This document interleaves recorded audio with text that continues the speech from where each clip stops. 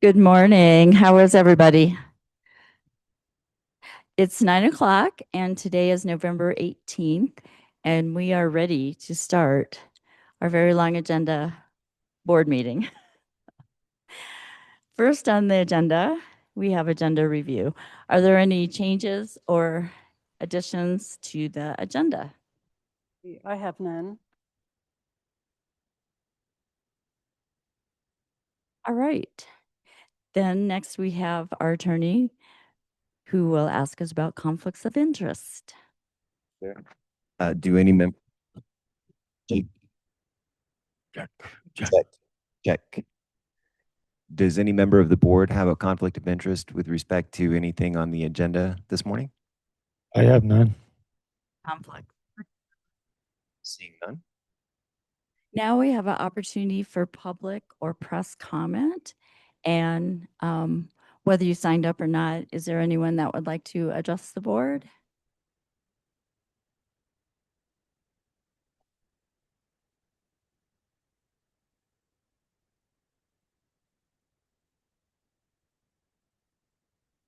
We have 2 public comment periods you can choose. Okay. It could be a long meeting. It's up to you. Best to do If you that. want to listen to a topic and then respond to that, but if it's something not on the agenda or just something general, you might want to do it now. Yeah. You need to come up. So we ask that you state your name, address, and then use the microphone, and you have to have it really, really close. It is. Is it turned on? It is on. Okay, good morning. Oh. Commissioners. Excuse me. I wanted to let you know too, after you introduce yourself, you have 3 minutes. Good morning, Commissioners. I am Mary Ann Euthys, 570 Middle Iron Road, Tolan, Colorado. I have been given, I would like to give you my resume, if I could.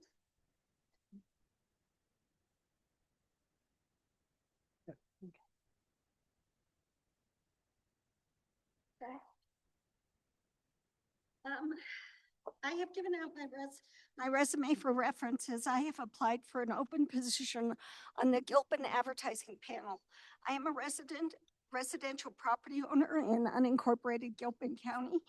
And as detailed, I have an extensive background in tourism marketing and with major corporations.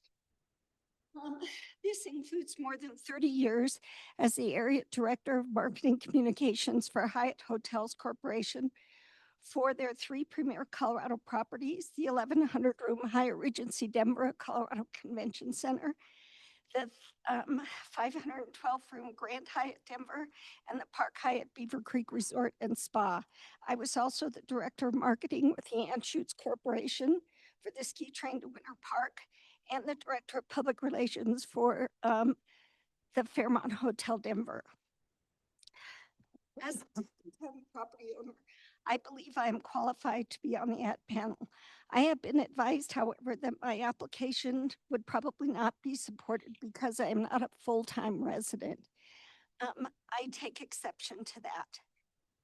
I have a residence in Tolan, Colorado, where we have owned a large parcel of land since the early 1900s. I pay property tax as a full-time resident, and there is no discount for my being unable to be there during the winter months. In fact, because of inclement weather, I pay fully into the library fund, the school, district, public works, and more, just like any other full-time resident. If I am taxed as a full-time resident, I should be treated like one. What's more, there is no mention in the GAP bylaws referencing primary residence. Only that quote reside in the tax area, end quote.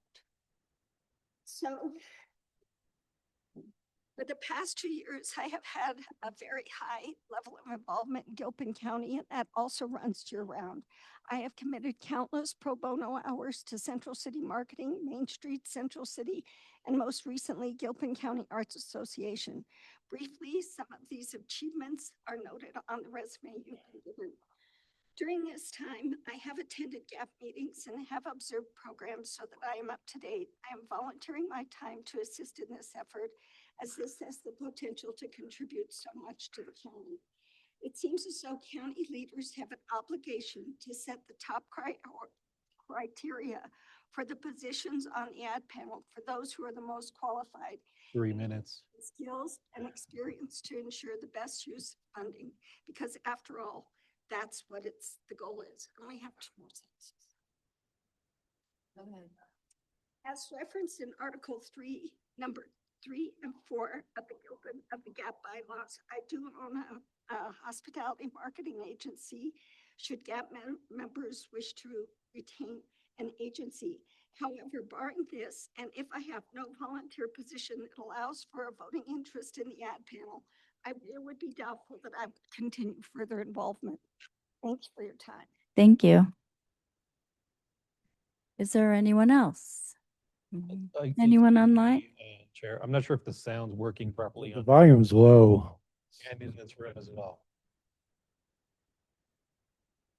Let me reach out to David.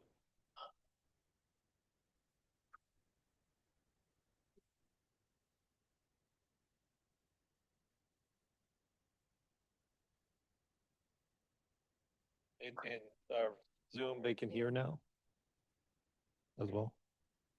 Said they can't hear it on Zoom, but I'm showing all the way here and it's active here, so. We're getting a good transcript, it looks like. Okay. So something's working. It's just. I mean, there is some volume, but it's very low. Oh. Luckily, we plan to get new microphones next year because of this professional problem with these. This one? Yeah. All right. Okay.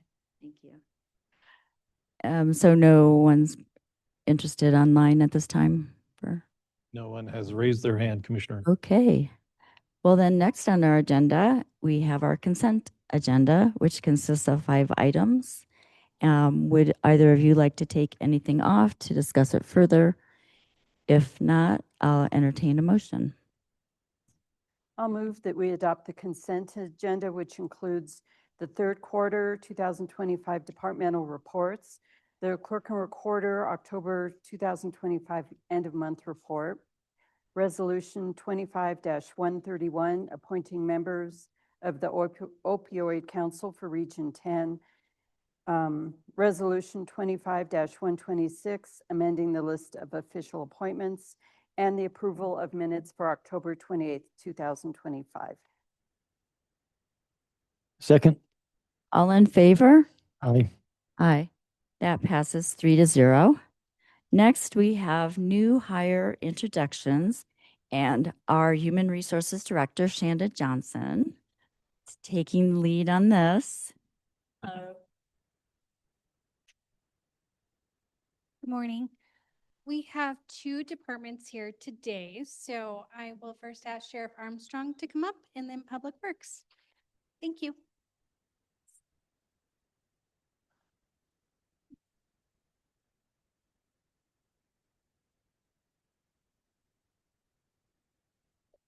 Morning, Commissioners. I'm honored to present to you the new supervisor and dispatch in Nebraska. Yes. Please let them know about yourself.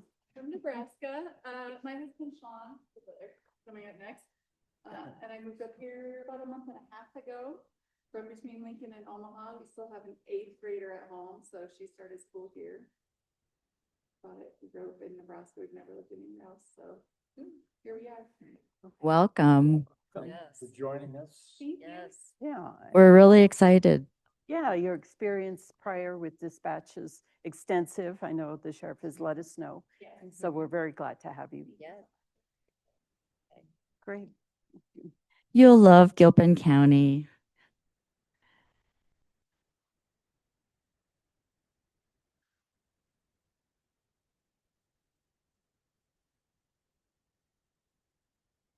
Mr. Combs.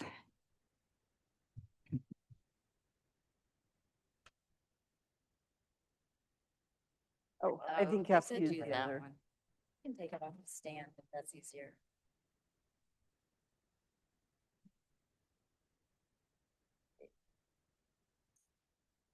Good morning, Commissioners. Thing. So today I am pleased to introduce our first one is Sean Bauer. He is our solid waste equipment operator, newest member to the team. His wife you just met, who is working for the sheriff's office. So we're glad to have a husband and wife team working here at Gilpin County from Nebraska. I'm Sean. Like my wife said, we had just moved up here. And here everybody's been great.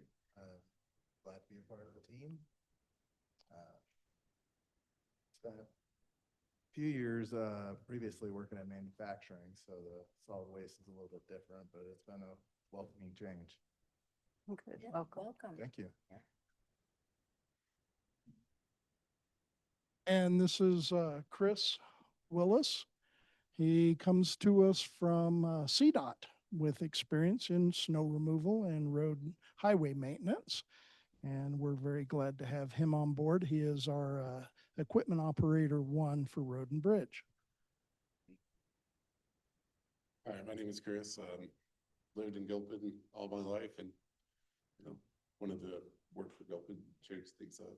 So, Great. Welcome. The snow is coming. Hopefully not over any holidays. Right. That's my Christmas wish. And last, we have Brandon Robinson. He is our road and bridge worker. Hi, my name is Brandon Robinson. I'm 20 years old, and I've been in Gilpin County my entire life. And I've been working, this is a new department for me, a new change. I've been working in restaurants since I was 15. So been here for, I think, about 2 months now. And so far I've learned so many things, and it's been great for me. It's a good change. But yeah, so far I've loved my job, and I plan to stick around for a long time. So I love it. Great. Always good to hear. Welcome. Congratulations, Mr. Combs, for all that hiring.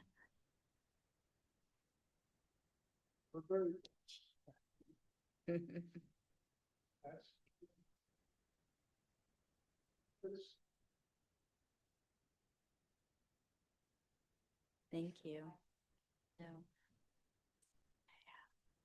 Okay, next on our agenda, we have the West Metro Regional District representative, and that is Trina Griego from Senator Hickenlooper's office. And today she's giving us an update.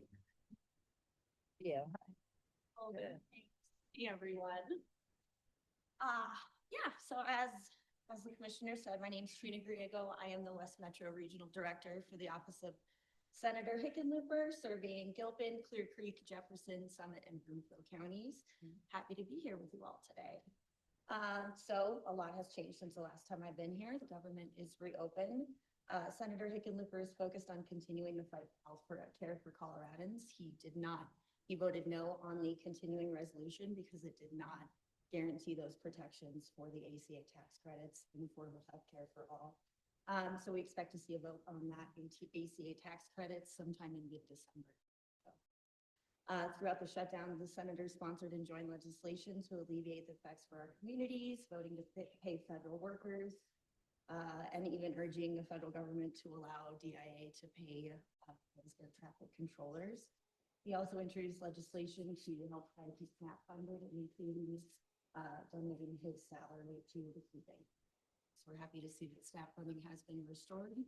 Happy to hear any ongoing issues for that. please feel free to contact us. Our office did celebrate the passing of the Fix Our Forest Act. It passed out of the Ag Committee. So we're looking forward to a full Senate vote on that. We understand that this has an outsized impact on Gilpin County in relation to forests. So we're happy to have any conversations with any stakeholders, any community members that want to discuss the legislation. Just wanted to put that out there. We also, Senator Hickenlooper also introduced the Child Care Modernization Grant Act that will reauthorize funding for the Child Care Development Block Grant Program that will allow more funding through the state's block grants. It improves access for working families, allowing state child care plans to support more families. So looking forward to more stakeholder advocacy.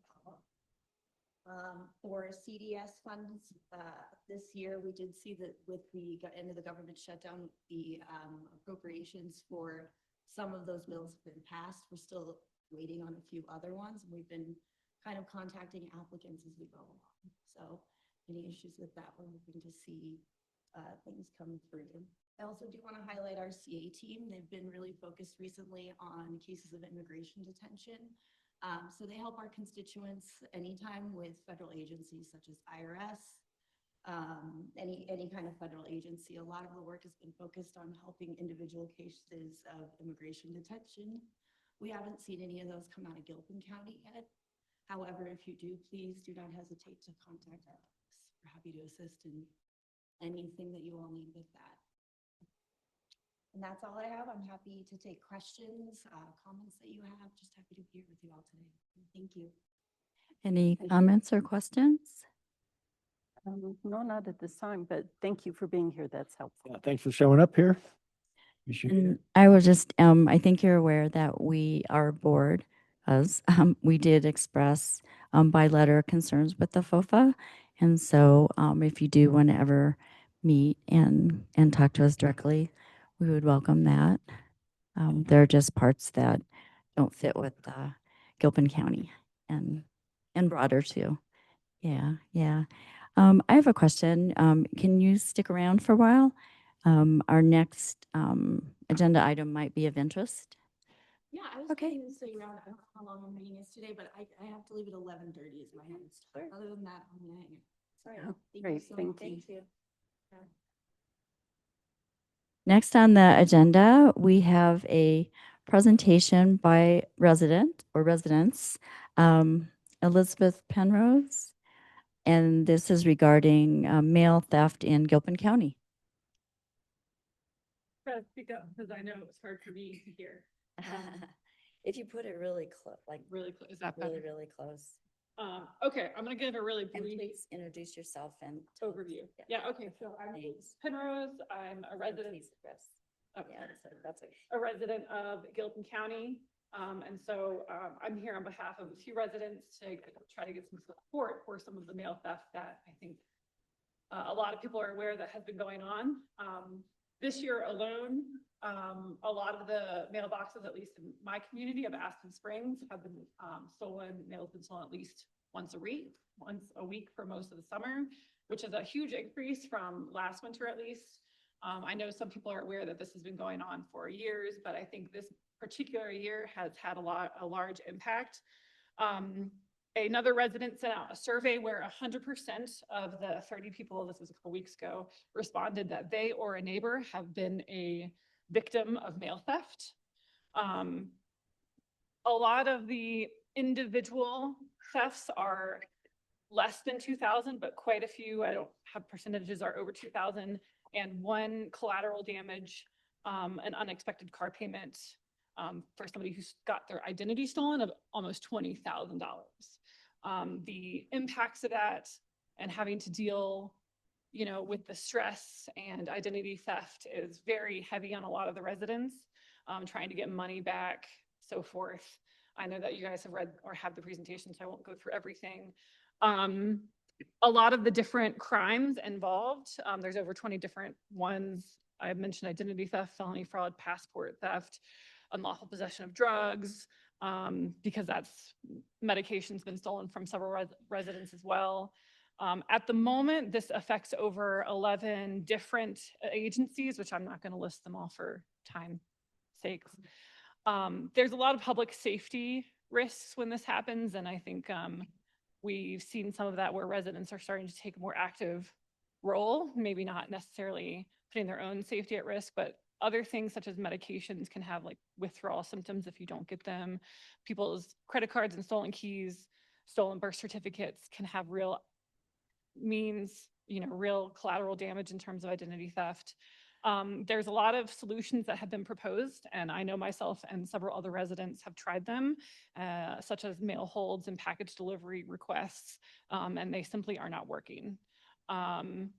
So I'll just skip right ahead to what myself and a couple other people are asking is that the county create a steering committee to address the county-wide problem of the mail theft and in hopes to create some kind of plan, program, budget to install USPS-approved locking mailboxes for everybody in the county that is affected and would need protection from mail theft.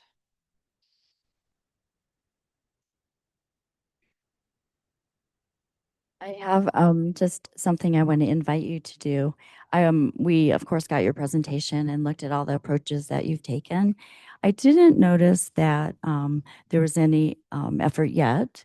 So this is an invitation as well to reach out to your federal representatives and also the DA's office, because the DA's office is tasked with consumer protections.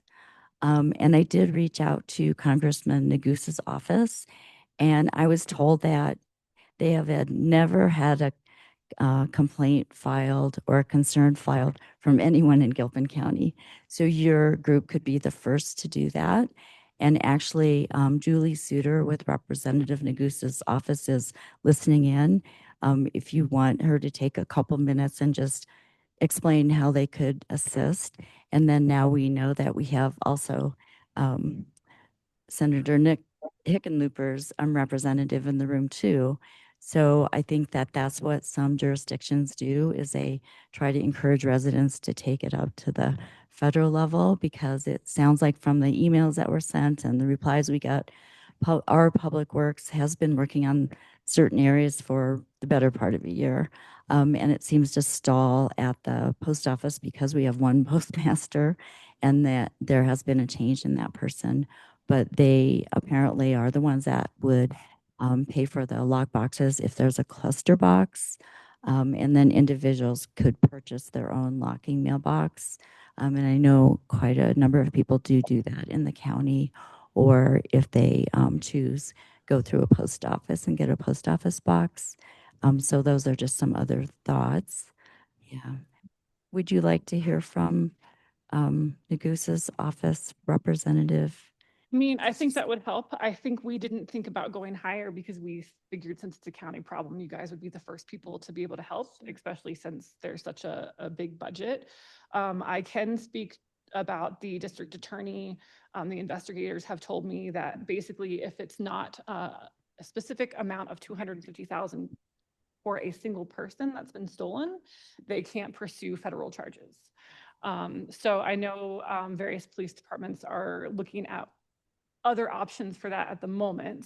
I have not specifically spoken to the DA, but I know the investigators have, so that's what we've heard from there. Regarding the comments that the postmaster would pay for the cluster boxes, this actually, one of the things I think it might be in the backup slides is they're asking for the county for that. That's part of the plan, is they want some money to help do that for other residents in the county that are impacted. So, and I do agree the Public Works has been helping specifically me in one case right now for my neighborhood, but this is broader than my neighborhood. There's a witness who has witnessed more than a couple hundred mailboxes being stolen from in the county alone. And when we've reached out, people are very eager to have something done. And I think, like I felt, they don't know what to do. So I think that's what the ask is to help put a plan together that maybe involves the postmaster, could involve the DA or somebody from some help from Joe Negus's office, to help the residents figure out what they need to do. because I certainly didn't know, and I'm in the thick of it now, but I'm not the only one. So I think those are just some of my comments back. So I'll just mention that in the past year and beyond, it's really been Public Works that has been helping coordinate with the post office because they have to approve the siding, whether there's right of way. And I think you're aware of all this. Like they have to see if there's right of way, if it's a county right of way. And there has to be a certain amount of agreement between residents to move to lock boxes as a unit versus individuals can purchase a freestanding locking box. And like I mentioned, some people do that. So it's, and I want you to know we are hearing you and we are interested in the issue. I'm not sure that there's something that this board is offering or thinking that we would do beyond directing you to work with, you know, Public Works and then try to engage the congressional level because they do address that. That's why I contacted Representative Nagusa's office because we are in update meetings quarterly with him, and that's an issue in other counties, rural counties, especially in Colorado, and they've helped address it in those counties. So it's just an invitation to do that. Yeah. And yeah, I would say also, you say these people have witnessed all of this, but it's also law enforcement. So it would be up to them to also contact and work with the sheriff's office to let them know what they've seen and give them that information, because just saying, you know, you've seen it, but, you know, not doing anything active for that is not helping because, you know, it's a broad county. I know a lot of the mailboxes are, you know, on different roads, not always on main highways. So, you know, they also need a hand that if someone's witnessed this, that they contact the sheriff's office and help because it is a law enforcement issue.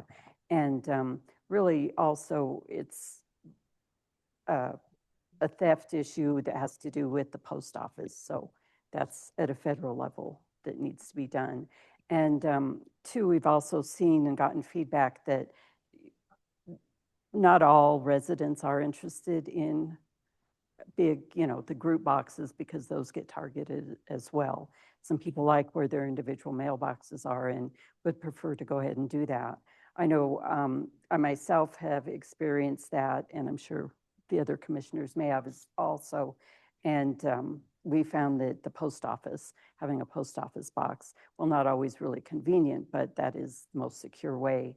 And, you know, also, I know there are things that you'd be very careful in terms of mailing large money sums, maybe taking those directly to a post office instead of putting them in a mailbox. Yeah, so I think I can address a few of those. A lot of the things that can be used to prevent this, like mail holds, are not working. I have actually physically removed my mail and it was put in another resident's mailbox. Like my mailbox is gone and my mail is still being delivered, ready to be stolen. So like it's very frustrating for those of us who feel like we have tried a lot of other things. I think one of the reasons we decided to propose this is, as Sandy mentioned, the postmaster is the one who's coordinating with Public Works. But I think in all honesty, particularly in my situation, and I know another resident who has put up cluster boxes in a different part of the county, the postmaster was not the one coordinating it. I'm the one out there looking for survey markers. I'm the one figuring out if I have money to pay for it or how am I going to get funding. And I know another resident has also reached out to the county asking for money for help to install concrete up for our neighborhood specifically, and was told that there's no budget. So I think the intent of this is not to overlook those facts, but to ask for help. Like that's what we want. Like I'm not the only one who is impacted by this or feels like we don't know the process to get a locking box installed. And I think the budget that the postmaster has asked for is only 50,000. I think that's in a backup slide, but that's not very much money. Now, if that's something that you're saying that Joe Nagusa's office or somebody else can help with, then that's fine. Not saying that. Okay. I think like I'm not saying it has to be $50,000, but I think what the ask from myself and a couple of the people involved is just help trying to figure out all of the different processes and people that need to be involved so that people who are and who opt in, not everybody has to have a cluster box. Like we're not, I think the intent is to force every resident into this. It's, you know, optional, is to help navigate that because it doesn't have to be unanimous for everybody in a bank of mailboxes to get a cluster box, which is another thing that I've also navigated myself, but that's been unclear. Every step of the way has been unclear. And I think the intent is to have some kind of county-led steering committee to help that process for anybody else in the future. And I know that we had allowed 10 minutes, and I think we're getting close to that. But Commissioner Aiken, you were going to add something? Just on the mail holds, the post office will not hold mail for you. Is that what you're saying? That is correct. And They do sometimes, but not always, is really correct. They do To your information. 10% of the time, I would say, based off of my individual experience and some of that of the other residents. Yes. And even when I go and remind them that I have a mail hold, it still gets delivered.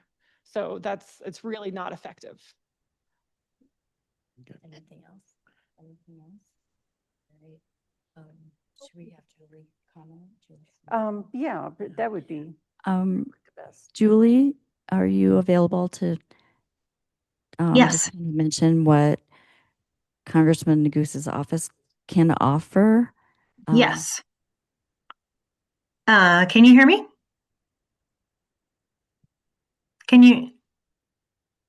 Hi, can you hear me? The sound's not coming through to the room. I can hear sound, but not in this room. You can hear it on a laptop? I think I can hear it in Melanie's office, actually. No. I'm here if anyone can hear me. You can hear it in your office, right? Oh.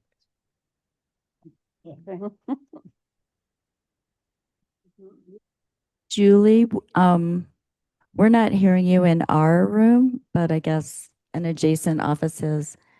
Hang on. Okay, I'll Our hang on. IT specialist is here.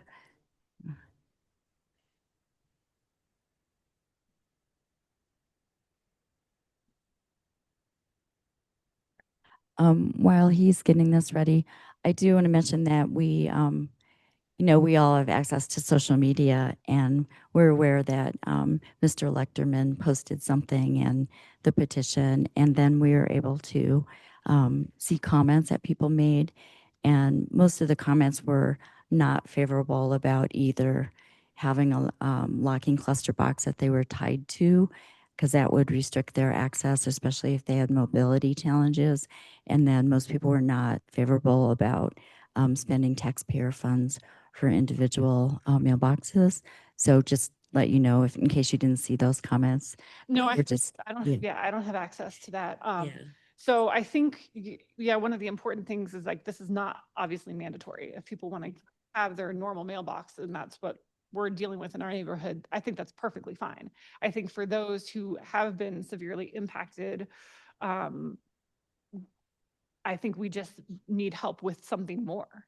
And I think that's what the ask is. And I don't necessarily, I think there's a lot of revenue that's not just resident tax money, but that's part of something that's what the steering committee would look into, right? If that's what we go forward with, is how to fund that, and put a plan together for people to request them, right? well, I think I could equate this to if people were having their house broken into and homeowners came and said, we want the county to pay for cameras, some security systems in our own homes. I think it's, I don't know if a lot of these people are financially strapped that they can't afford whatever the cost would be, $400 maybe for a lockbox. That's just my thoughts. So maybe we should look into that affordability thing and who could really afford this. And Because we can't just, if everybody in the county wanted this, could be, $50,000. Well, and our budget, and everybody says we have a lot of money in our budget, but we've cut our budget a lot this year. We've had, cut jobs and, a lot of things, so. Yeah, and there are a lot of federal programs and responsibilities that are now being passed down to the county that we're needing to fund and backfill. So we do have limited funding. And I think there are a lot of ways and changes that need, an individual can make to make things more secure for themselves. I know we've had to undergo and change a lot of things personally in terms of, to be honest, everything that's done that needs secure or money things are done online now, not through the mail. Is it remedied? Can she speak? I wanted to just Hello? give her a couple minutes and then wrap this up and move on because we have a number of posted hearings that were posted for 9:30 or later, and we're past that time now. So she can speak now?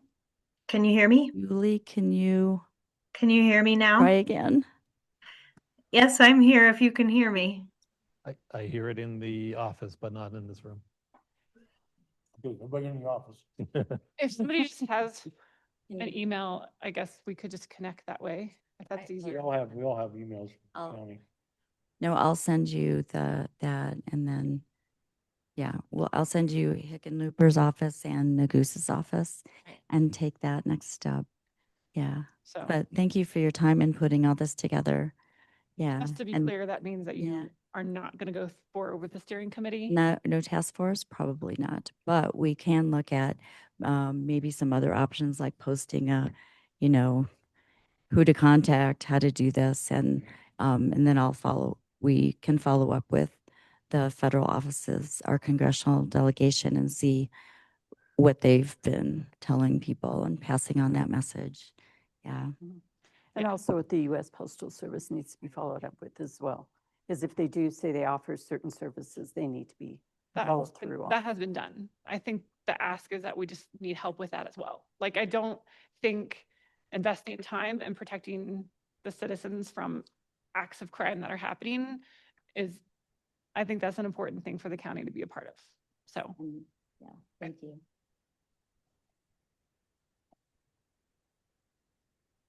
Next on our agenda, we have, should we just go in order or head to the hearing? I would imagine the next one will be pretty fast and then would free up the staff. Next on our agenda, we have a resolution, and presenting to us is the library director, Michael Carlson.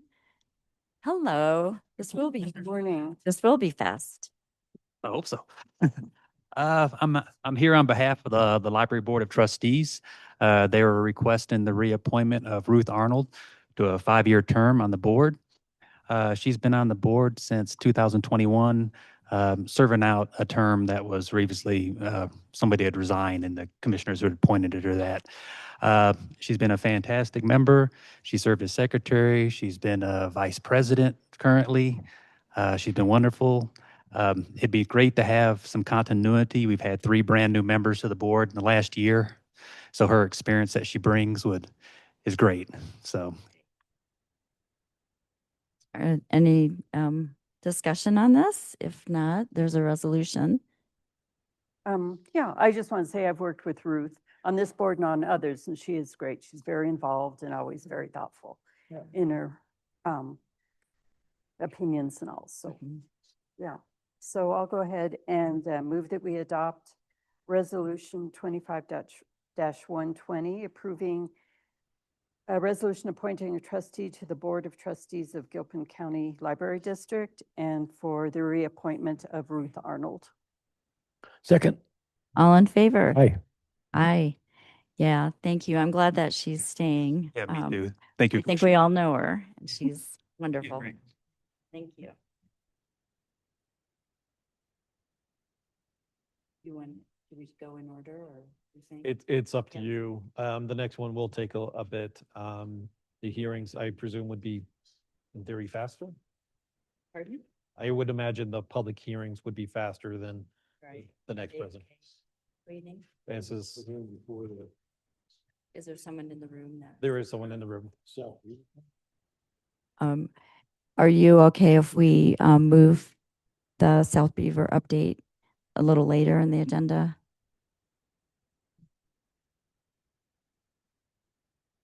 Okay, thank you. So then we will move on to the first public hearing. This is a second reading, and this is for an ordinance that's being proposed to be adopted. We did have a first reading, and I believe presenting to us is John Combs, Public Works Director.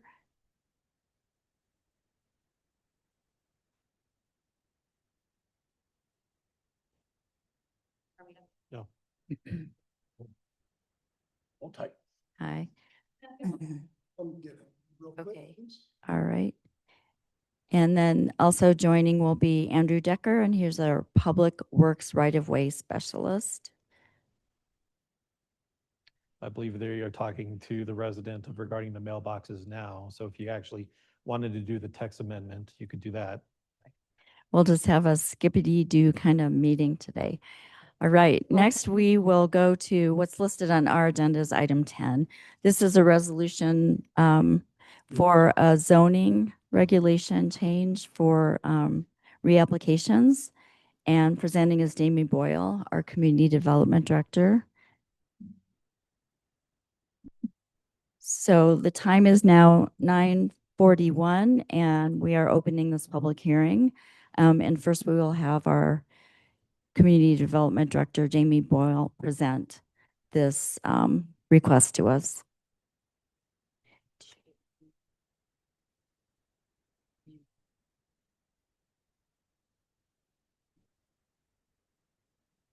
Good morning, Commissioners.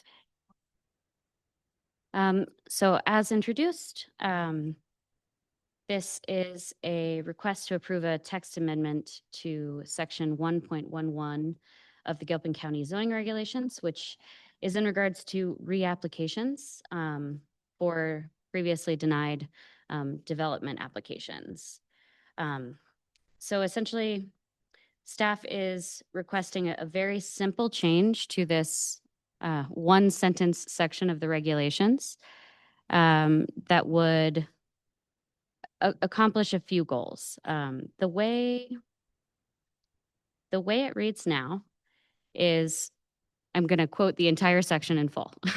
Refiling any development or variance application is prohibited for 12 months from the date of the BOCC denial. So there are just a couple of issues with this. One is it only references the BOCC, and only some types of those applications are heard by the BOCC. Other types of these applications are heard by the BOA, the Board of Adjustment. So the sentence, I think, inherently is flawed. It makes it ambiguous and unclear whether this applies to all applications or only those being heard by the BOCC. So we would like to clear up that and make sure that both of these boards are identified. The second thing is having this strict 12-month prohibition is limiting, I think, for the board, for staff, and for applicants. Sometimes we find ourselves in situations where new information is presented or circumstances change a bit, and 12 months is quite a long time.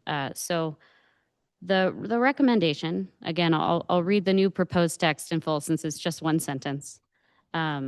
We are asking that it be changed to refiling any development or variance applications is prohibited for 12 months from the date of the BOCC or BOA denial, unless the BOCC or BOA determines that a shorter time prohibition is warranted to accommodate the changes to the property, new information, or to ensure fairness in the development process. So what this would do is introduce some additional flexibility, and it would certainly clarify the decision-making authority of the boards. And this does leave the power to decide whether something should be reheard in the hands of the appropriate board. So we envision it working as staff bringing forward a request to the BOCC or BOA. Hey, we've received new information, for example, or something has changed. Are you open to rehearing this or not? And then we would get your approval or direction and then bring that forward at a later date. So that is the request. We have followed all of the procedures and requirements outlined in the CRS and the zoning regulations for bringing this forward to Planning Commission. Public noticing, we did have a public hearing with the Planning Commission as well. They did recommend this for approval 3-0. Anything else then on that? Next, I'll open this public hearing to public comment. Is there anyone that would like to make a comment?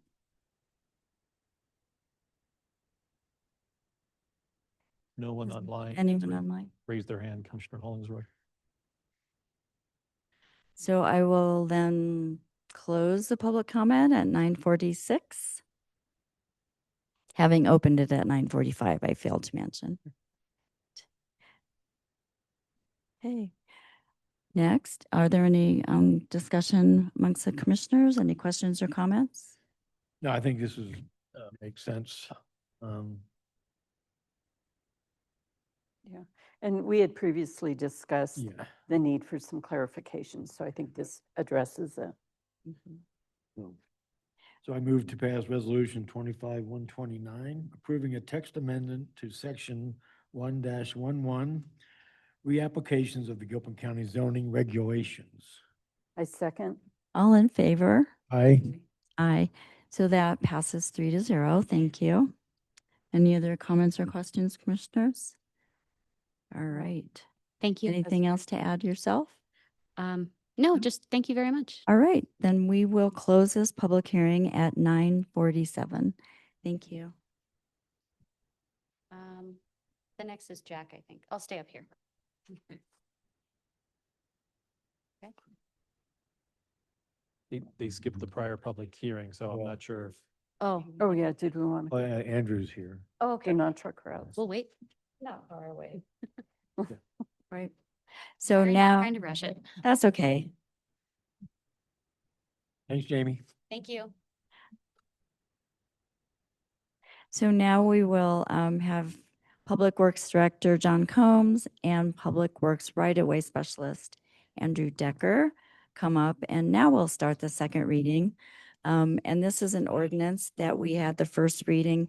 And I do want to point out that if you read the information in the meeting packet online, we were given a cover sheet that was dated October 28th, but in the second paragraph, it does reference that today is the second reading. And so that's where we're at. And that was posted that way. So please, it is 9:48 and I'm opening the public hearing on this matter. Go ahead and tell us what you're presenting to us. So we're presenting, I guess, the second reading of the overweight truck, non-truck route ordinance for South Beaver Road, South Beaver Creek Road, Gap Road, and Doria Hill Road.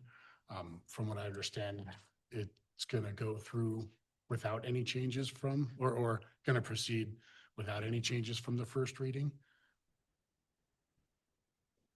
So we're here for the second reading. I think that one thing that you did was clarify, there was the essential that was clarified.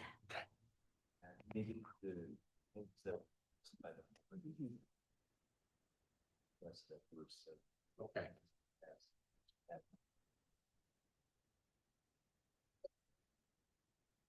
And so if people are listening and they don't know what we're talking about, can you just briefly explain this ordinance? Because ordinances are enforceable by fines. Sure. We're proposing a weight limit of trucks class 7 or above on South Beaver Creek Road, Gap Road, and Doria Hill Road. These roads are often used as shortcuts by these large, heavy vehicles, and we believe that it is affecting the road quality and causing a lot of maintenance that we could avoid if these giant vehicles were to stay on the highways and access the routes that way. There would be permits for exceptions if these trucks had business directly off of any of these routes. And those permits are available through Public Works on the Gilpin County website. The routes would be posted with the weight limit signs on either end. And we would contact neighboring jurisdictions and also what we know to be frequent users to let them know about the new ordinance if it goes through. Do you have anything to add?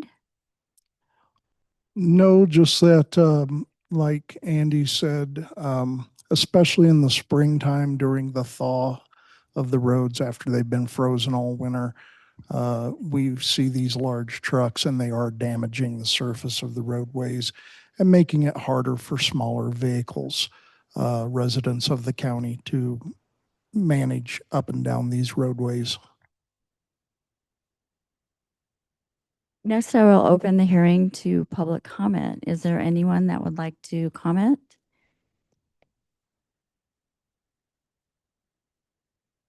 Anyone online? No one has raised their hand, Commissioner Hollingsworth.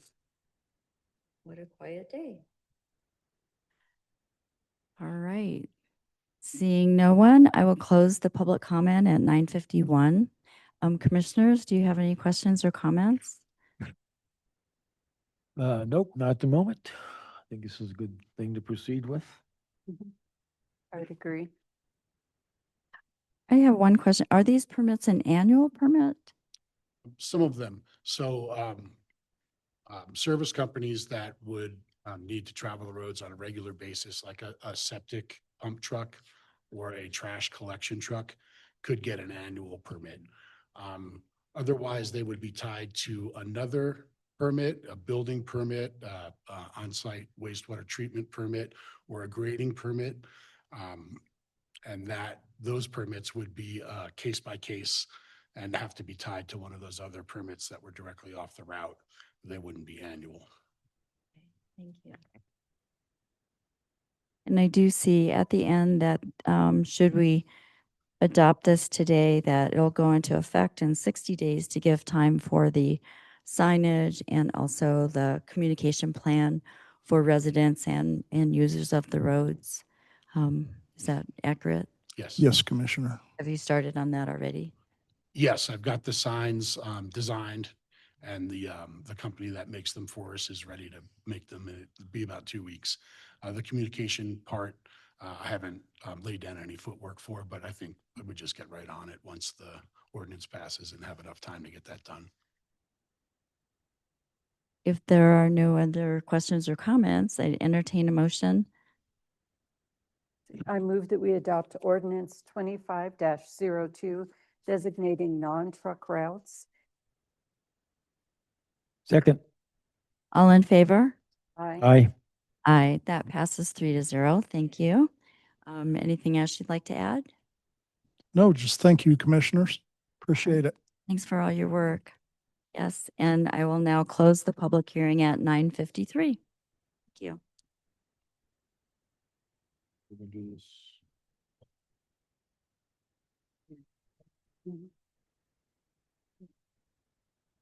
We have one more. Oh, I think that takes care of the posted public hearings. Great. Now we're going to go backwards again. Next on our agenda, we have an update from JR Engineering. This is an update on the South Beaver Road engineering study. And Mr. Combs, you're back. I think so. Mhm. Sure. Just share it with Kimberly and then she'll get it loaded for you. The boards are also in the corner of the room here if you need them for reference. I was in the town hall held, I think, Thursday last week. Yeah. Yes, we did have a public meeting on this just last week, right? Time flies. Yes. And all three of the commissioners sat in on that and listened to the comments and questions from the public.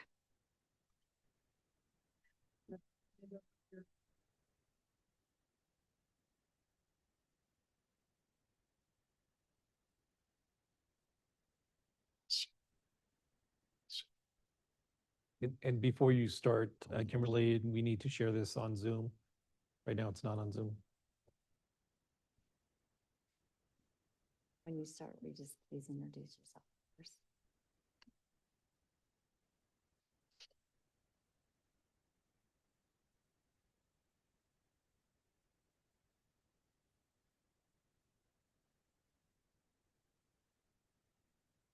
Perfect. Hopefully everyone can see that now.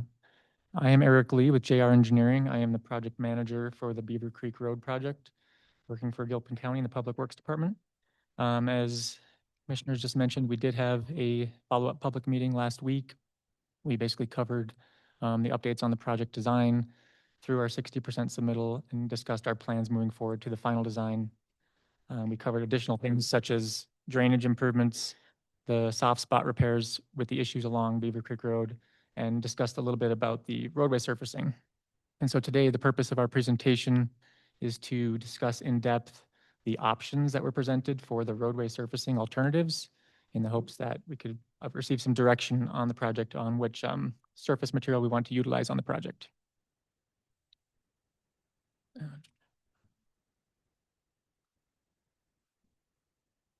think we have to click on the presentation mode for the PowerPoint.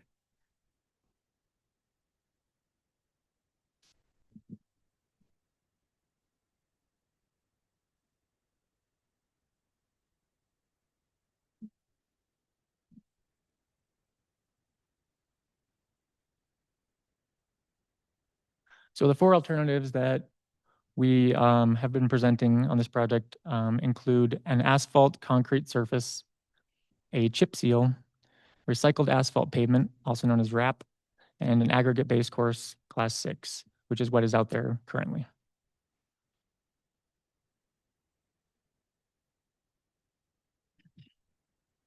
I know this table is a little hard to read, so I'm just going to recap what this slide says, and then we'll get into more detail on each of these options as we go through the presentation. Basically, this table is outlining the four options that we presented with different categories such as cost per mile, maintenance, responsibilities, and costs, the smoothness of each option, the speed, basically two different things, the construction speed of how quick it is to install, and the speed in which traffic will be able to utilize that roadway. And then we went through a list of major pros and cons for either option. And I'm just going to quick run through these, and then again, we'll get through the detail. So for the asphalt concrete surface, that's your highest cost option. That is your typical paved roadway. We're looking at a cost between $1.1 and $1.3 million per mile. On a maintenance standpoint, it would not require frequent maintenance, but it would be high cost for the maintenance, such as patching. It has a very high smoothness, smooth riding surface. It is the slowest construction option. It does take more time to build this, and it allows for the highest traffic speeds of all the options. The main pros, it has the longest lifespan of 15 years. It has a smooth, quiet surface. It is flexible under temperature changes.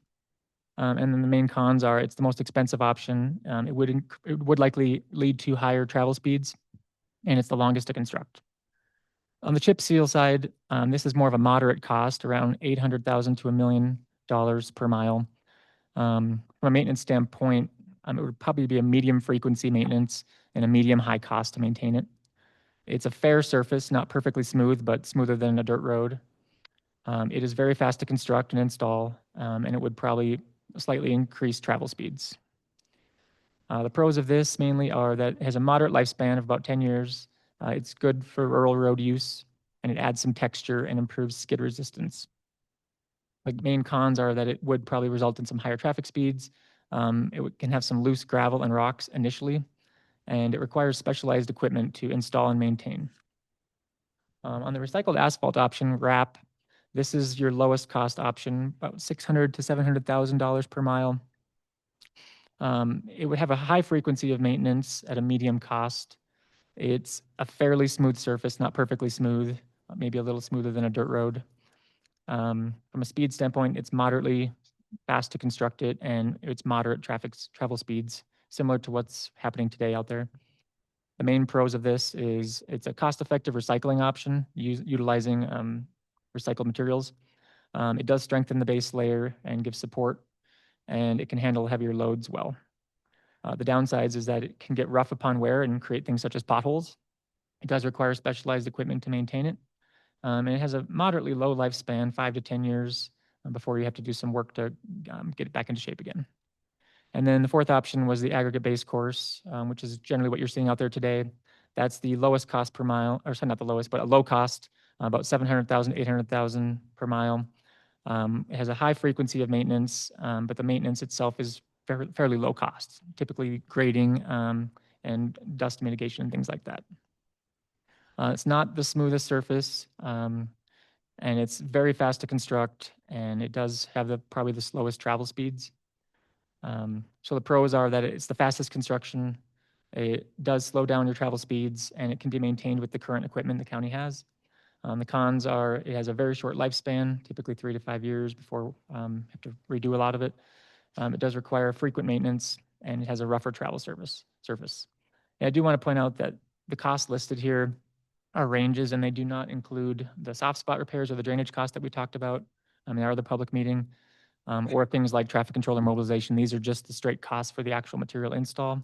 And I also want to point out the reason these costs may look a little high to some is that they also include excavation of existing subgrade material and replacing that subgrade between 14 to 16 inches in depth, depending on the option selected. So it's not just the cost of the material, it's excavating material out, bringing in new material for subgrade, and then putting this top mat material on, whatever that is selected.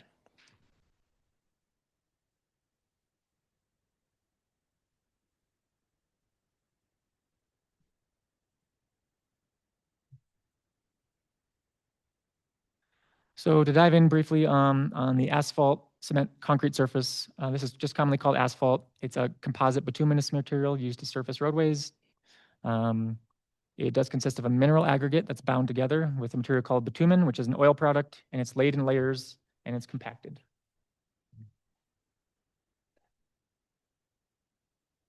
Does work. I'm doing it. You don't have to. You got it. Thank you. Mm. And then just to kind of recap this one specifically, so the asphalt concrete surface would be something between 3 to 4 inches thick of asphalt over a subgrade material. Again, this is the higher cost, 1.1 to 1.3 million. The maintenance, lower frequency, higher cost, long lifespan, smooth surface, handles temperature change as well, but also the most expensive option with higher travel speeds and takes longer to construct. The next option, diving in, is the chip seal. This is known as a chip seal, chip and seal, spray seal. This is just a photo of what it looks like up close. So it's basically a pavement surface that combines a liquid asphalt with small crushed stones that get rolled into the top.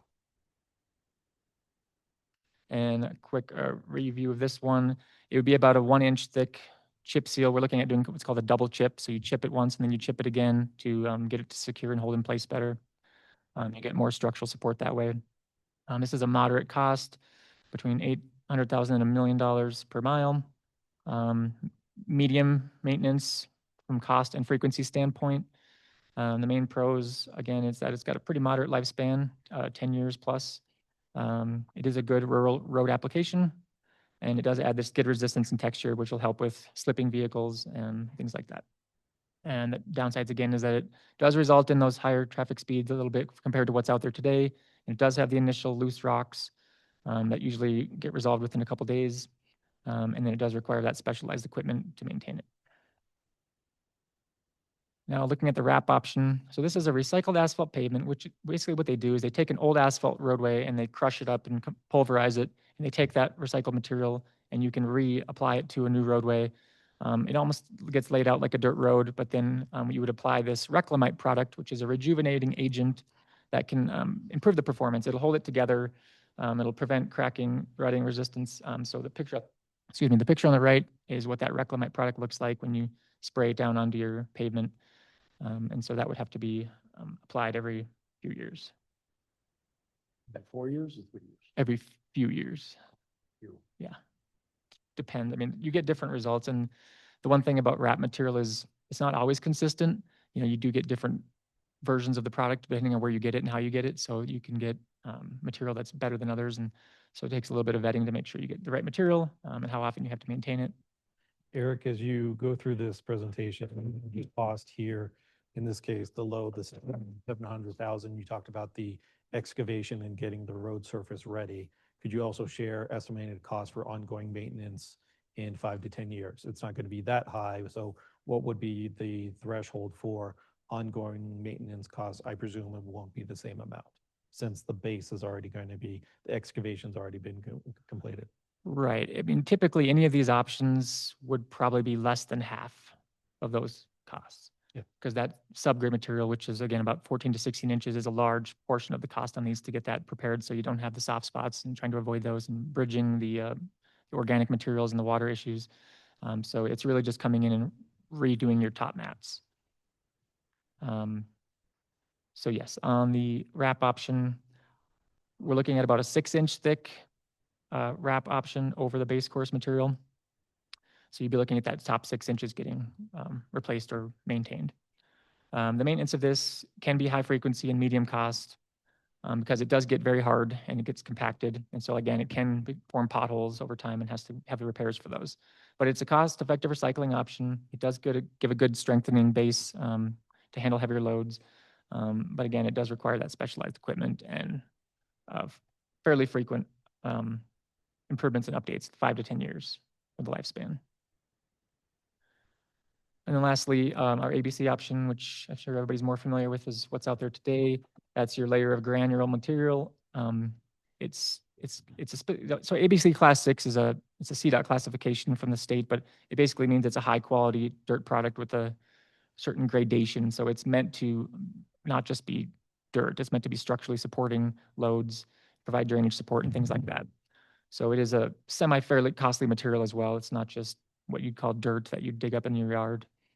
And this is compiled with compacted layers, crushed stone, gravel, and recycled concrete on occasion. And again, to recap that one, we'd be looking at about 1 16-inch thick layer, which is a fairly low cost per mile, $700,000 to $800,000. Maintenance we talked about is generally high frequency, but low cost. It's a very fast construction. It does slow down your travel speeds. It can be maintained with the current equipment. Again, it has had the shortest lifespan and requires the most frequent maintenance and dust abatement, and it has the rougher travel surface. And that's all I had. Any questions, or John, anything you wanted to add?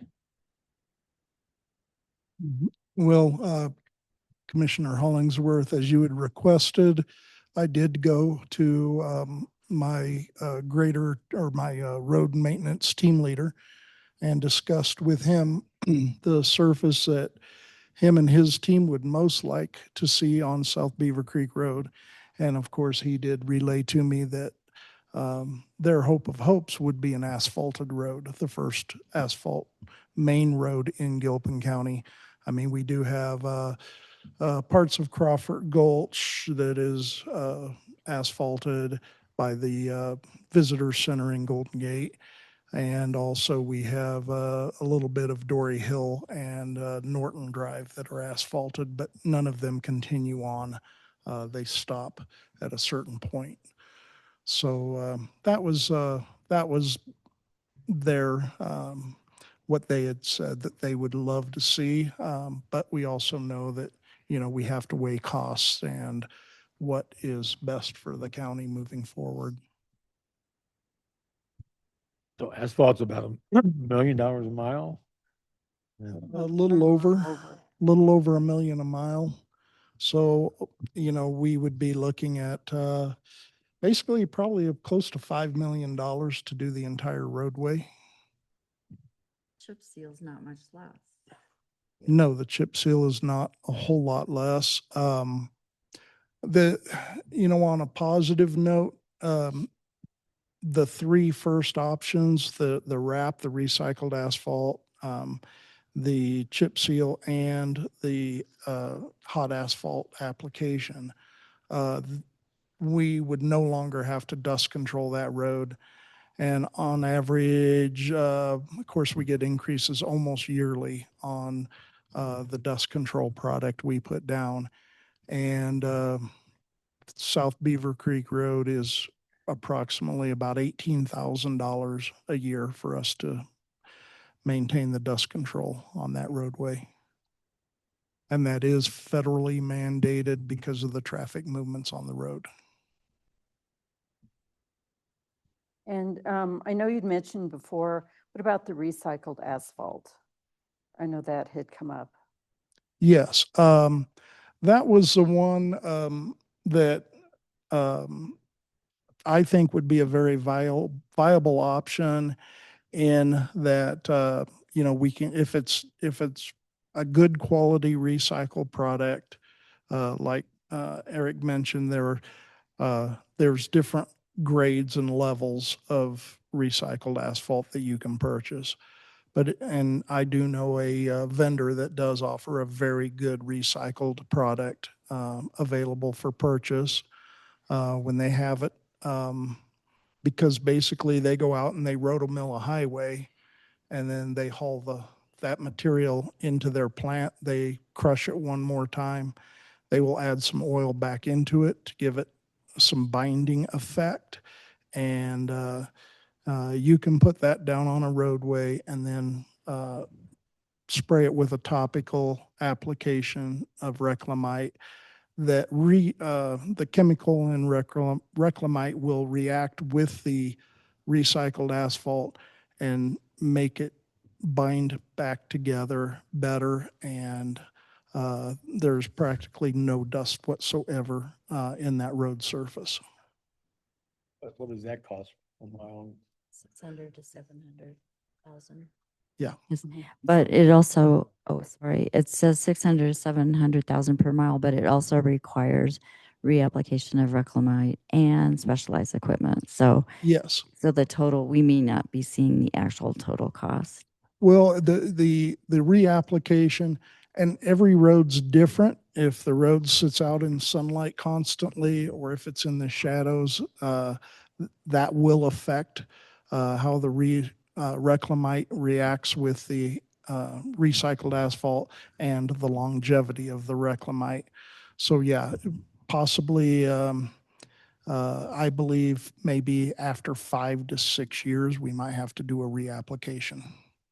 And then potholes, the road possibly will pothole out, probably won't washboard unless the speeds are just absolutely ridiculous, which they can be.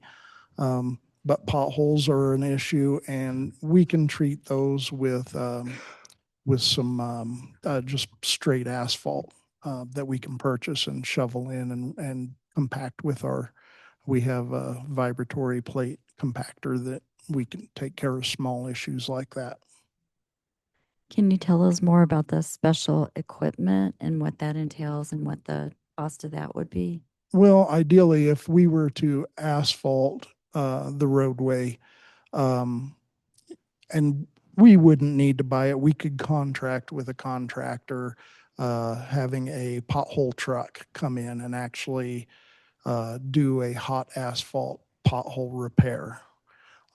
You see that operation going on CDOT highways and in town, where they have a truck, and the truck pulls up and it has hot asphalt on board. They clean out the hole, they put some tack oil down around the edges, and then they apply hot asphalt into the hole and compact it. Those trucks are, they're 700 plus thousand for the truck, and a very specialized piece of equipment. That's why I'm saying we could contract out things like that rather than dive in with that huge of an expenditure. And would that be the same for the recycled asphalt as well, those potholes? We can, we have had luck applying our own asphalt that we go down and pick up, bring up and shovel into holes and vibrate them in. We do that with a cold asphalt patch that we purchase that is very high in oil content, so it lays in good and fills that pothole. And in the work sessions, I know someone had asked about the reclamite itself, because that's a sprayed application. Yes. And if that could leach into water. and get into people's wells or affect the sensitive plants along the roadways. I mean, so it sounded like there was some risk of that. So when I presented the MSDS sheet to the person that raised the question, it had a health hazard of 1, which is extremely low. And if you got it on your skin, it just said simply wash with soap and water. Very, very low health hazard. Now, if it were to be dumped directly into the creek, of course, there would be a hazard. It is an oil-based product that would float on top of water. So you would want to put boomers out and collect it and get it cleaned up. And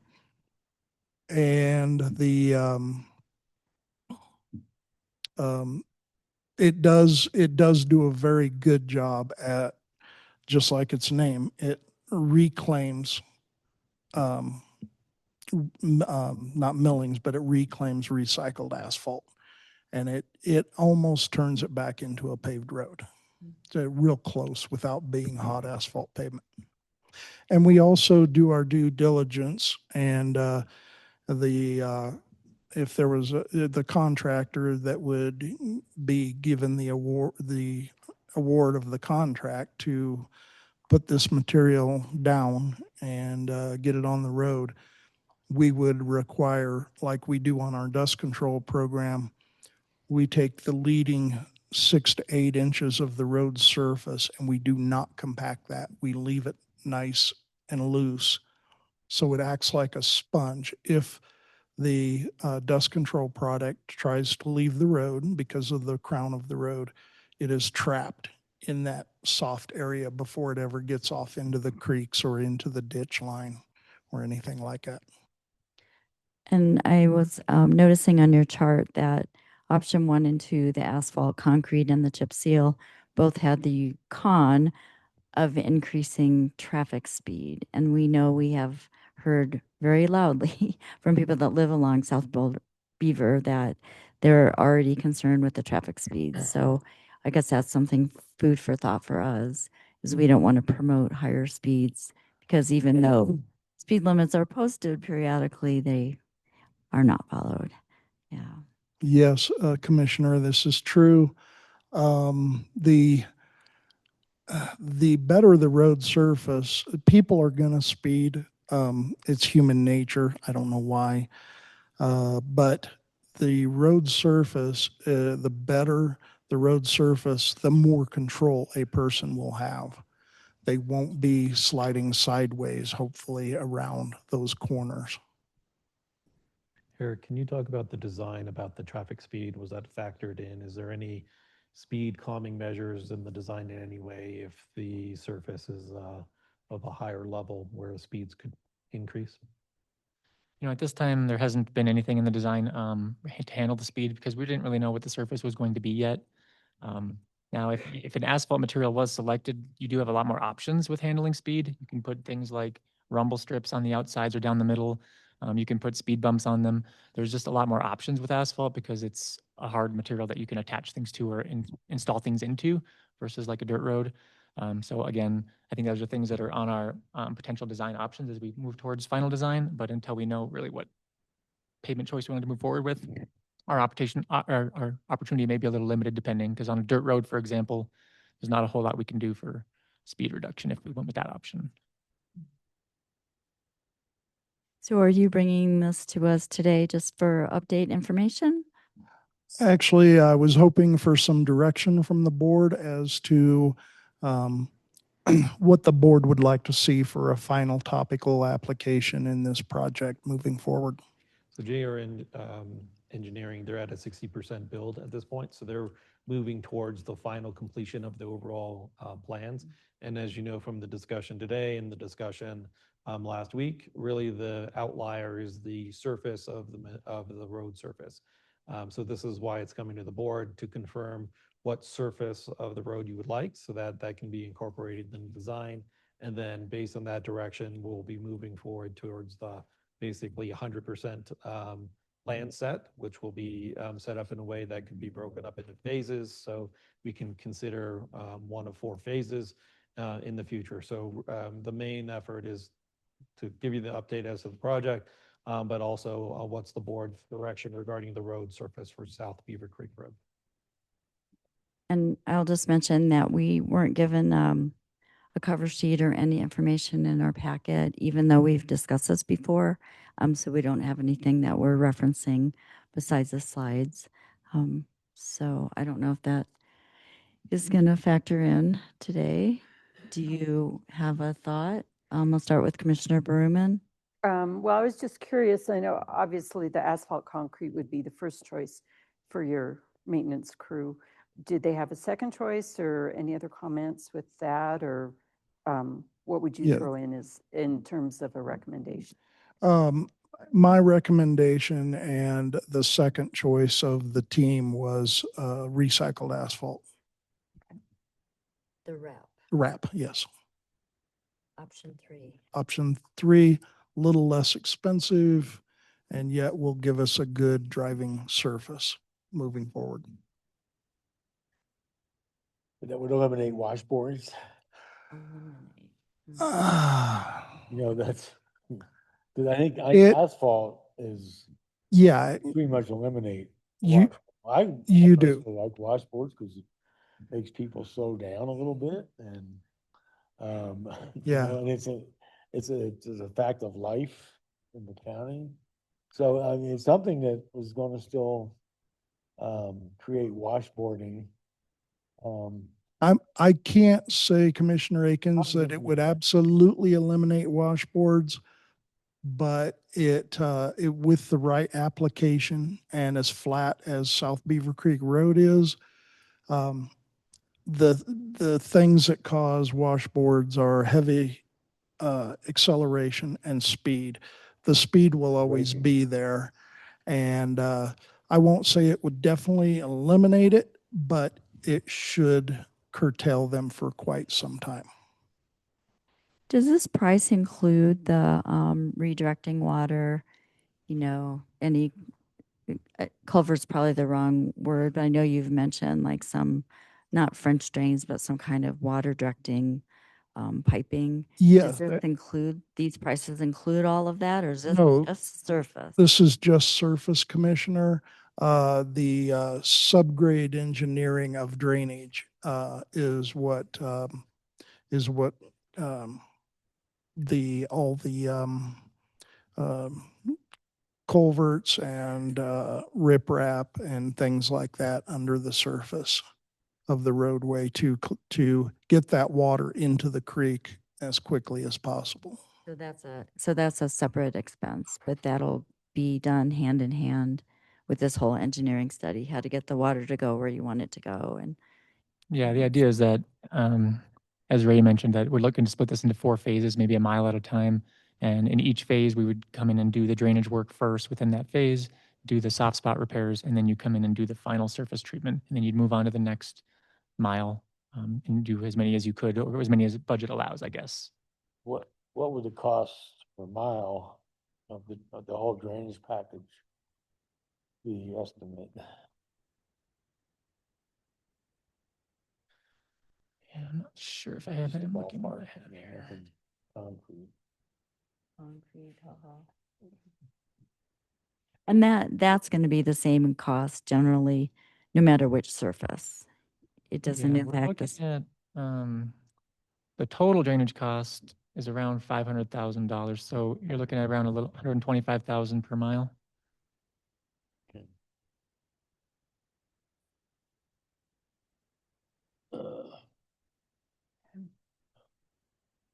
So doing a mile with the asphalt is $1,025,000 per mile total. And then there's the soft spot repairs as well, which we're looking at.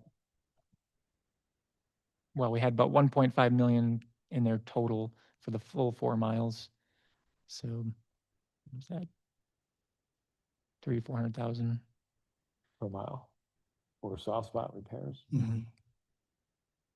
Yeah, those are those mud bog areas that we've been dealing with for Well, ever since the 1800s when somebody decided, let's put the road next to the creek. And that's must do, because otherwise, no matter what we top it with, it'll, if the drainage isn't taken care of, it'll just. It'll destroy the surface of the road no matter what we put on top. Yeah. It's like, look at it like a house. You can have a brand new, wonderful roof, but if the foundation is falling away from the house, it's still going to be an issue. I was just asking the county manager if this is a today decision, because our next regular meeting isn't for another 3 weeks. So I guess it's, for me, it's hard. I don't have anything to reference. Just look at So we can, part. if we could share our time frame with the contract. But there is a prescribed time in the contract, and they're essentially waiting for this direction for the next step. But if the board wants more time, we could always schedule another meeting and get whatever information you would like to make this decision. So I don't want you to feel like you're rushed, but there's Or a time frame. would either of you like that chart that he displayed with the 4 options and then the pros, the cons, and the cost? Would that help? Do you feel like you need that? I'd appreciate it. Is that something that we could print right now? Like, Can you print from there? Okay. From here? Eric, can you just email it to me? I took some notes, but I just want to see it again. Absolutely, Commissioner. I feel like maybe there's a leaning toward the wrap, if that's the Yeah. crew's second choice. Because I know we've seemed to have discussed that more in depth. And that Yes. came up as a first option when we were kind of first dove into this.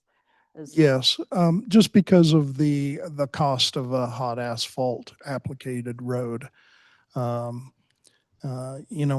That's moving forward. There's plenty of counties that have major roads asphalted within their county because of the fact that for a number of years, there is practically no maintenance. And then when you start seeing different things going on is how you deal with it. So there, over a long period of time, there are cost savings with hot asphalt, but also being cognizant of budgetary restrictions. I think the recycled asphalt is a good alternative. What was the wrap per mile? 600 to 700. That's why we'll get that chart. So 600, and then you got the 125. And then I have a question. So if this is done mile by mile, if there's an application on first mile, it's like, oh, this isn't what we hoped for. Is there any going back, or are we committing for the whole length of the road?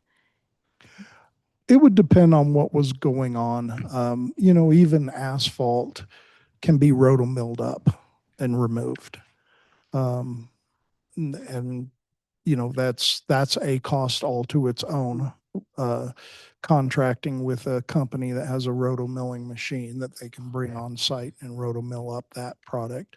The other products can be removed with motor graders and specialized bits that we need to peel it up. So whether, where you did the mile and then you go back and run right into the old road, would there be issues like subsurface issues from the old road, and could you start in, one of the worst spots, maybe if it was in the middle, to get that one horrible spot taken care of? And then, because you're going to be cutting into the other road anyway. So I just wondered, is this a thing where you have to start at the very beginning, or if you could find the worst part of the road, the worst mile, and do that mile first? Yeah, Commissioner, what I've seen over the years is the first mile is most of the worst. It has, off of Highway 119, heading northeastbound. That is historically when we have high moisture spring runoff. We have in that first mile, we have 3 different bog areas that appear, and those seem to be the worst of the bog areas. So, and also with the wrap, you said, every few years you would have to go back and revisit it and You have to monitor it as you do on any road. You have to monitor the surface, see how it's holding up, what it's doing, and then you plan your attack for the next summer when you can actually get in there and do any repairs or anything of I'm any just wondering if you did consequence. mile a year and then by the time you got done 5 miles, you had to go back to the beginning. And that very well might be the case. The chip seal on the parkway, once seems like they gotta redo it every 4 years, section by section. Yes. Sounds like that would be the case. And then I know I'm asking we just passed the ordinance for the heavy trucks. Yes. Do you see that this will help the situation? Yes, Commissioner, once the entire project is done, I do believe this would help with not deteriorating the roads so much. But the entire project would have to be completed before we could reconvene and consider opening that road up to heavy trucks. Ideally, heavy trucks, they have a very nice paved highway system that they can get from one end of Gilpin County to the other.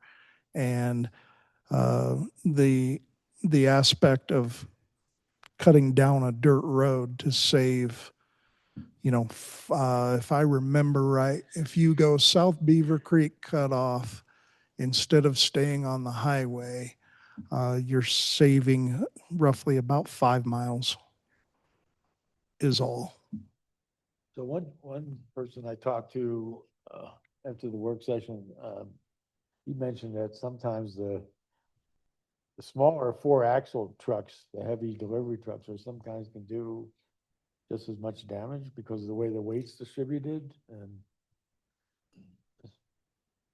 And I don't think that, like a UPS truck or a FedEx truck is going to do nearly the damage as a truck that has, 40, 50,000 pounds on board.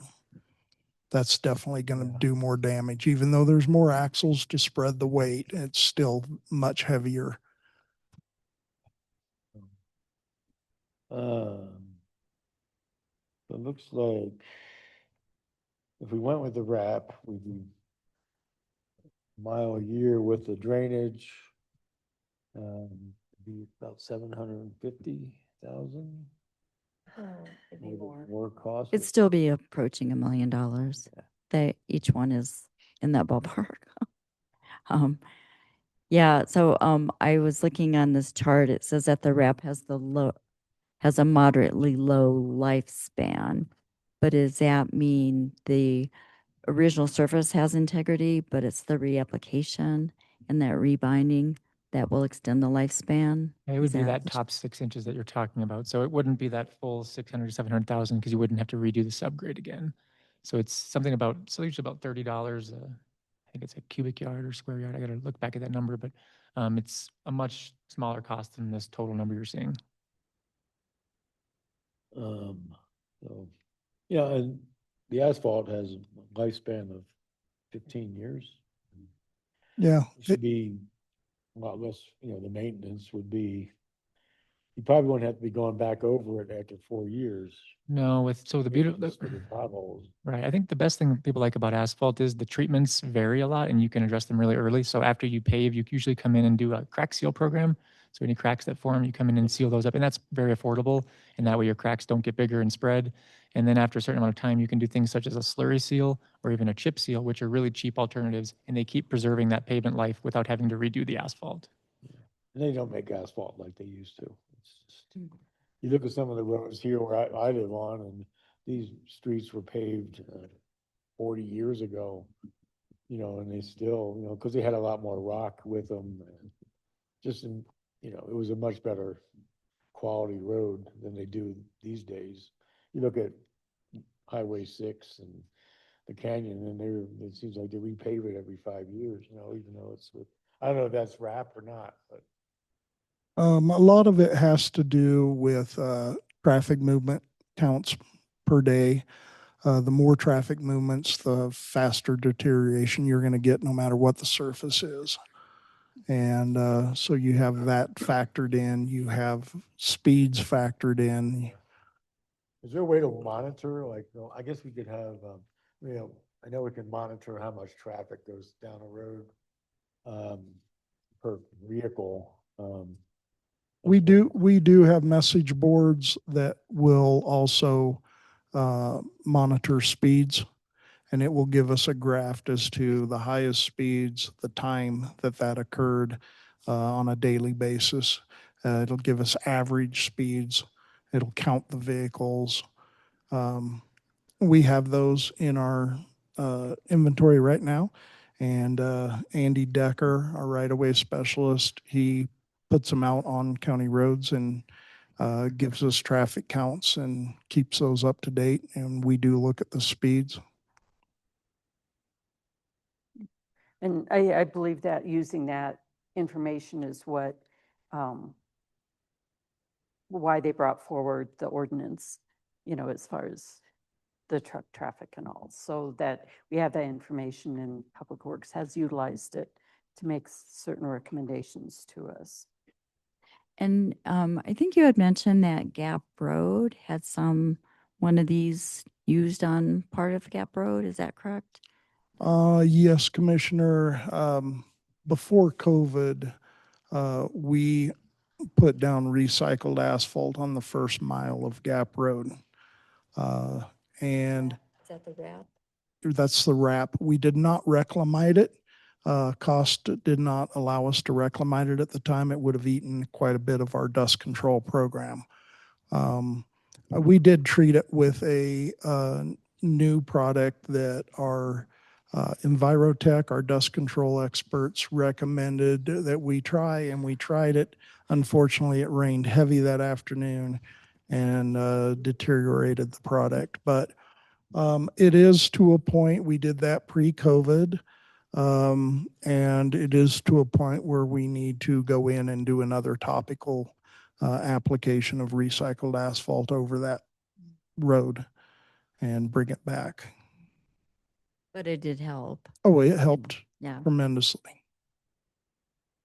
And I'll just comment, since we have a congressional representative, staff person, since some of this is mandated at the federal level, perhaps there's some funding available through, I know that we missed out timing wise on funding, through ARPA and everything. And now we're ready. So maybe we can explore some funding for road improvements, Absolutely. since this is one of our major roads. Second busiest road in the county. All right, commissioners, are you ready to give guidance on this? Yes, I am. So I'll just state, so is everyone leaning toward the wrap? I'm more for asphalt for the longevity and the less maintenance, and, and if,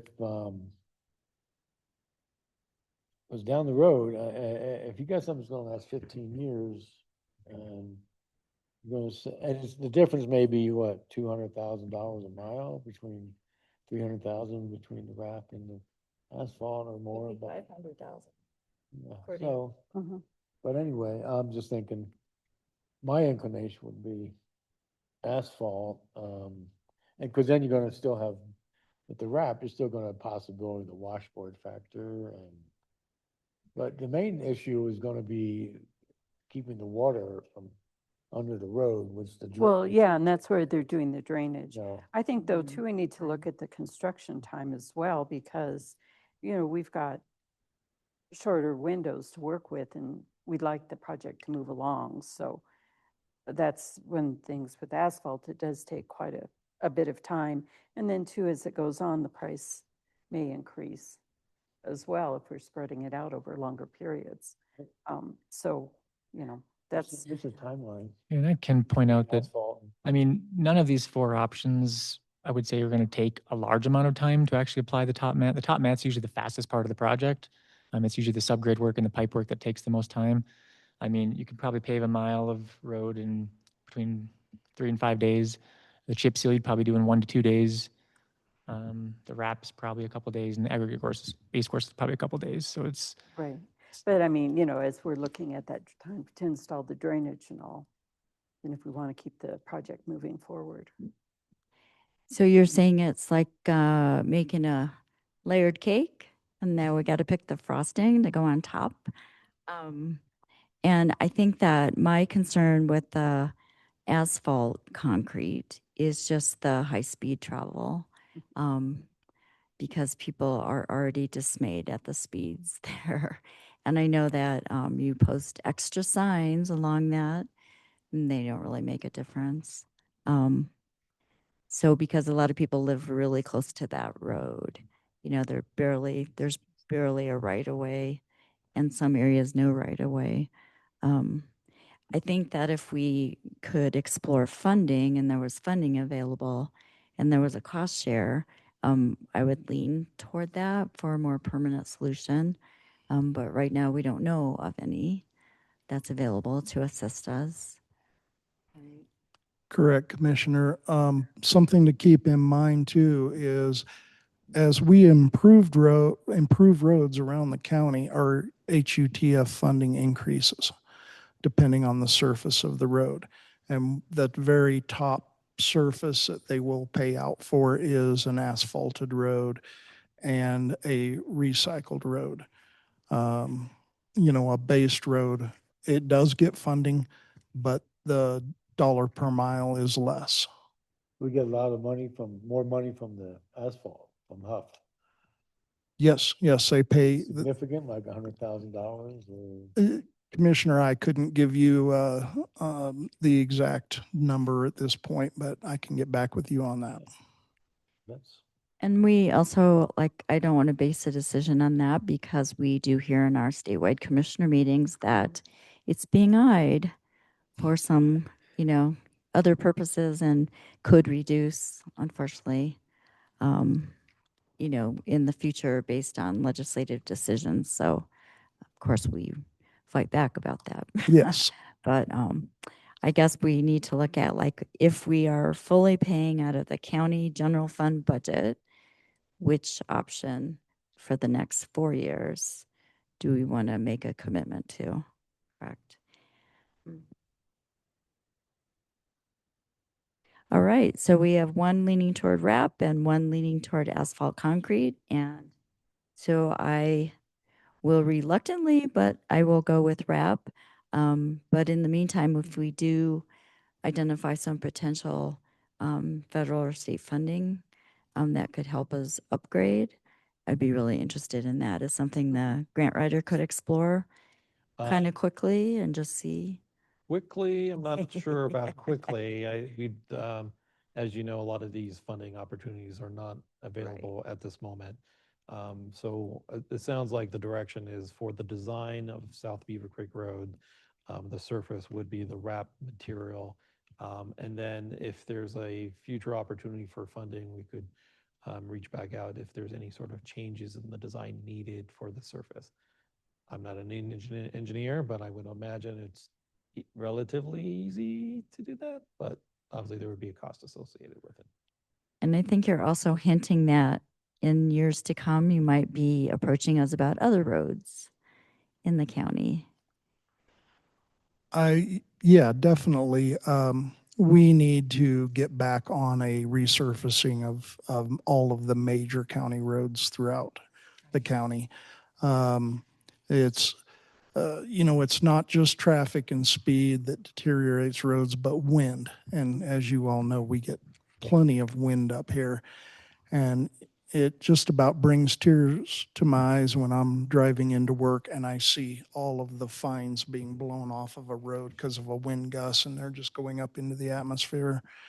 And it's sad because I know it's going to lead to the deterioration of the road surface because it doesn't have that aggregate in it anymore. That gives you what you need for today? Yes. Okay, good. Thank you very much, commissioners. Thank you. Thanks for the information. Yeah. So we've been jumping around on the agenda a lot, but I know that we have two guest speakers in the room. I just want to check in and make sure that there's flexibility in your schedule to stay. All right. So then next we have Chris Peterson, and we are talking about organ donation presentation, and accompanying Chris Peterson from the Donor Alliance is our own county coroner, Zane Laban.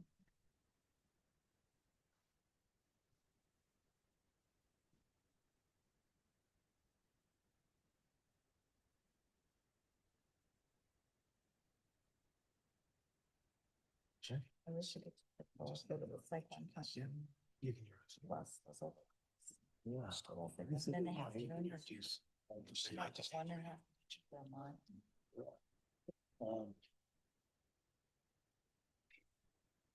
Good morning. I'm Good Chris morning. Peterson. I'm a coroner liaison with Donor Alliance. This is my counterpart, Amber Marthas. She handles all of the metropolitan counties. I handle all the rural counties and the state of Wyoming. Donor Alliance is the regional organ and tissue procurement organization for Colorado and Wyoming. And we work closely with Coroner Laban in order to facilitate people's wishes to participate in the donation process. At this point, I am going to turn it over to Amber for the PowerPoint presentation. We, in that bottom right-hand corner, where it kind of looks like a little keynote speaker, if you click go to the right, that one, it'll full screen it. Beautiful. So my name is Amber Marthas. I am the coroner liaison for the metropolitan counties To use the microphone. in Colorado. Like I can. Does the clicker currently work? Amazing. So being with Donor Alliance, we have our mission, vision, and values. So our mission is to save and heal lives through organ and tissue donation. And our vision is to maximize that gift to, maximize all the donation opportunities that we receive. It is clicking. Beautiful. So, okay, perfect. So a little bit about us. Who is Donor Alliance? We are the federally recognized organ and tissue procurement organization for the entirety of the state of Colorado and about 87% of Wyoming, all but 3 counties that do go over to Salt Lake City just due to how Highway 80 is. So we do facilitate the donation process as well as educate the public of what it is that we're doing. So we house, Donate Life is the nationwide organization that we fall under, and they are actually the individuals that house the registry. So the registry comes off of signing up at the DMV or online. It's the little heart on your driver's license. So that donor service area is 184,151 square miles. We oversee 84 counties with 83 coroners, Zane being one of them, and 117 hospitals. So we are that bridge between the everyday public, the hospitals, the coroner's office, and the donation process. So that donor registry is confidential and it is all entirely electronic for organ, eye, and tissue.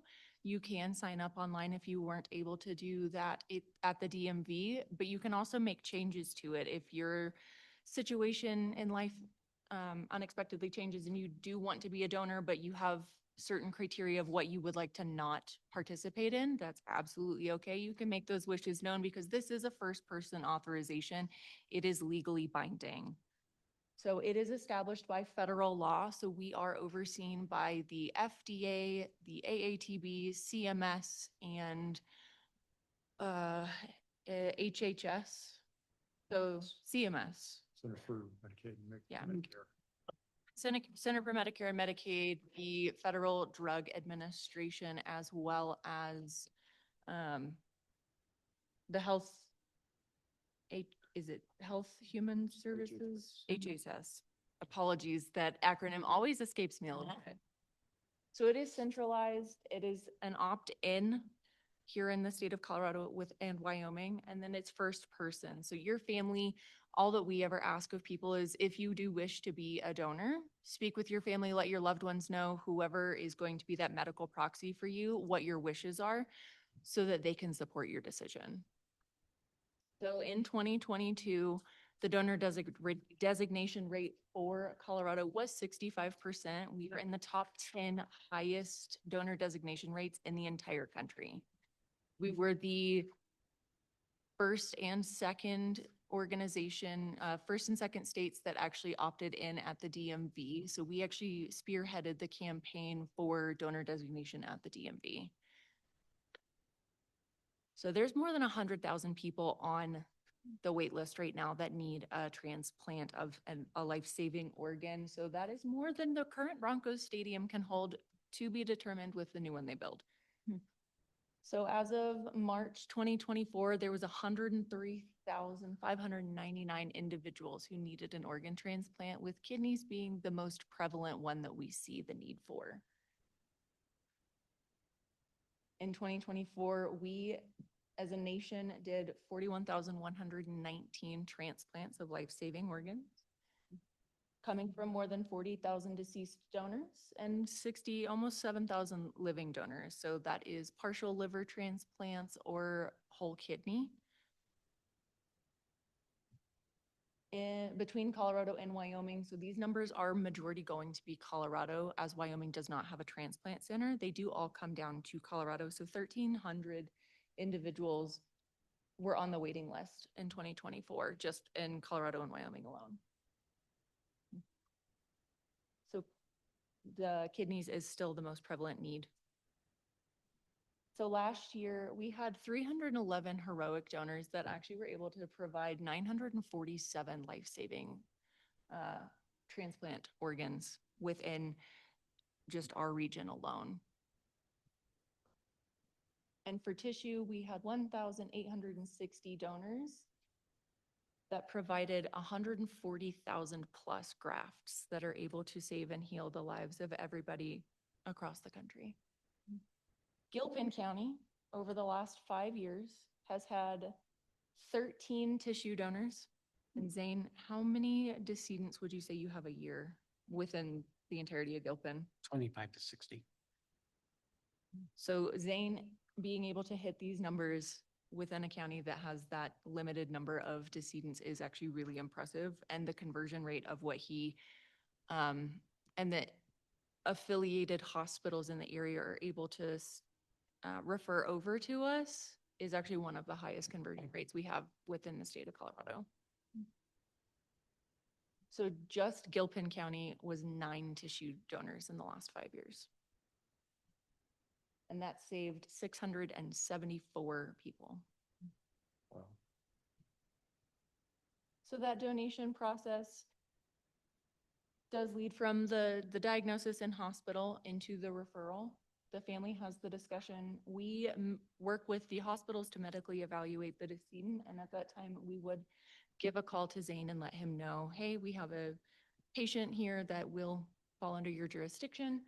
And then we move to the matching of individuals who are in need on the UNOS list, then the surgical recovery, transportation, and then transplantation. So what can be transplanted? So of an organ recovery, we can save 8 individuals' lives. So heart, lungs, liver, kidneys, pancreas, and intestine. And tissue donors can provide cornea, bone, skin, muscles, vertebral bodies, and heart for valves. So the coroner becomes involved. The common misconception is that if the coroner is involved, we are rarely able to do the recovery. That is actually false. Most of the time we can procure pre-autopsy or post-autopsy for tissue, and it is always going to be pre-autopsy for organ donation. So we do ongoing communication with the family members of the decedent for as long as family wants us to. As little or as much communication, we will communicate weekly, monthly, quarterly, yearly, however the family requires. We do provide support and grief services throughout the entire donation process and beyond. And with funeral homes, we do arrange transport if the decedent has been brought to our facility located in Lowry, down in Denver, at cost to Donor Alliance. So everything that we do is at cost to us. We absorb the cost on the funeral homes. We absorb the cost on the medical evaluation as well as medical interventions that need to be done post the agreement that they will be a donor for organs as well. So all the hospital costs do fall upon us. There's no burden whatsoever on the donor family. I have a couple questions. You know, as someone whose brother would die in a week from a liver transplant, I was wondering, like, do you need a proxy? Like, I have my driver's license thing, and, you know, I have two wayward kids, and pretty much, I mean, if I died in a car accident, would they be able to just take my organs at the, you know? So that you would still need that medical proxy. Really? Because you're a donor, we would be able to look through medical records for organ transplantation because it is first person. The medical social history, we would try to get from your medical proxy, but it is always better to have an appointed person who knows your wishes and can intervene. I know you said you have two wayward children, understood. That happens to the best of us, unfortunately. Bitter, so another thing is, I'm like 72 years old, and I'm sure my liver's in pretty good condition since I quit drinking years ago. But at what age is there, like, you know, if somebody's over 80, can you say, well, we can't really take his heart, or we can't really take his liver, or does it matter? There is absolutely no upper age limit on Okay. donation. Yeah, so the oldest organ donor we had in 2024 was 77 years old. And the oldest tissue donor that we've had on record is 105. Interesting. So there is no upper age limit. There is also, in theory, there's no under age limit. The youngest decedent that we have had was 36 weeks gestation. And that is specifically going to be heart for valves that can be recovered for another infant that is in need of a heart valve transplant. So some facts about donation. So we do say recover or procure instead of harvest. I'm sure that everyone's heard that term thrown around before. It is donated organs or tissues, not body parts. They are deceased donors or deceased donation, never a cadaver or a cadaveric donation.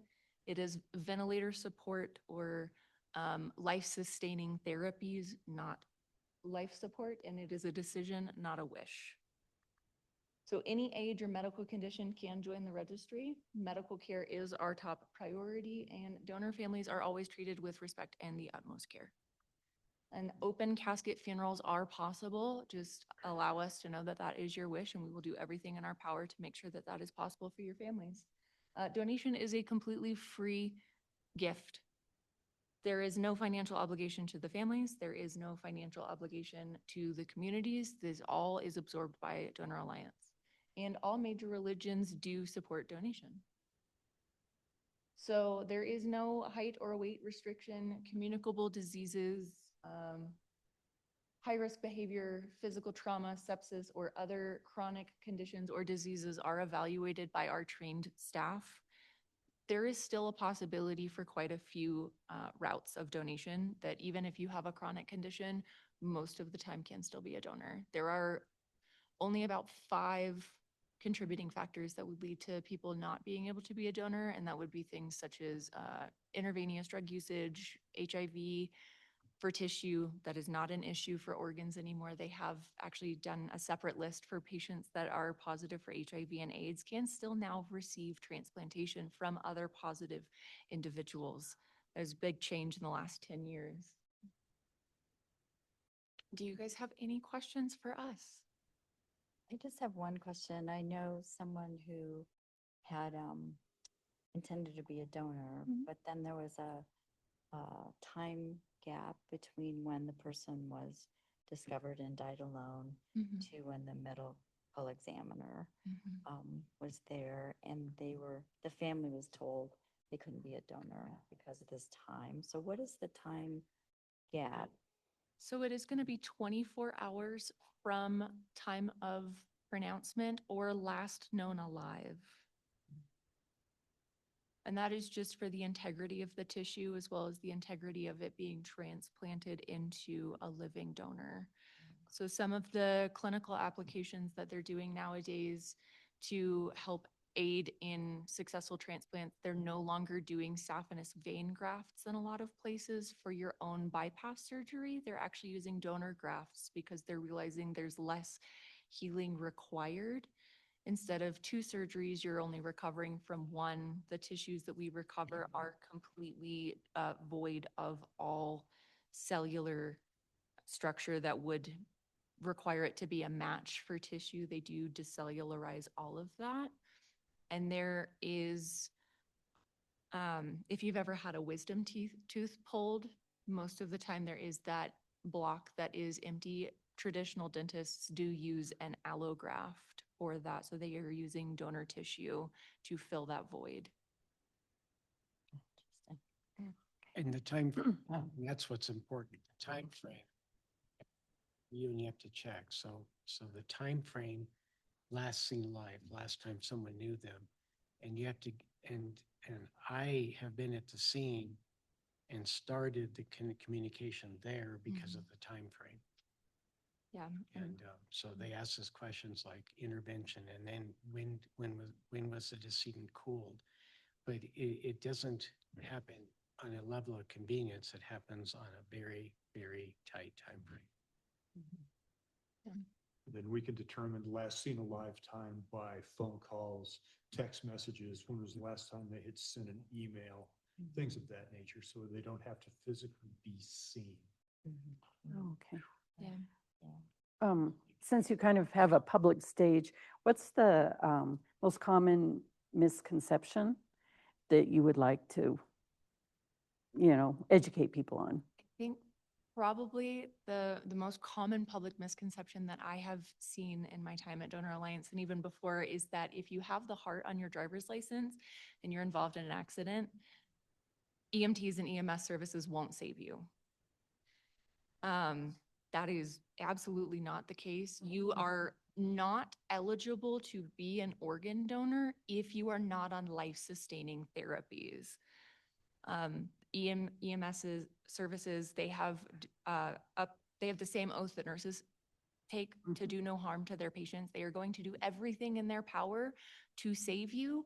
We are the last possible option. We are in the back after all of the medical interventions have been done, after all of the therapies and extenuating circumstances that can be made have been made. We are only sent a referral once clinical hospital staff have evaluated the patient to think that there is no possibility of then either regaining quality of life or recovery.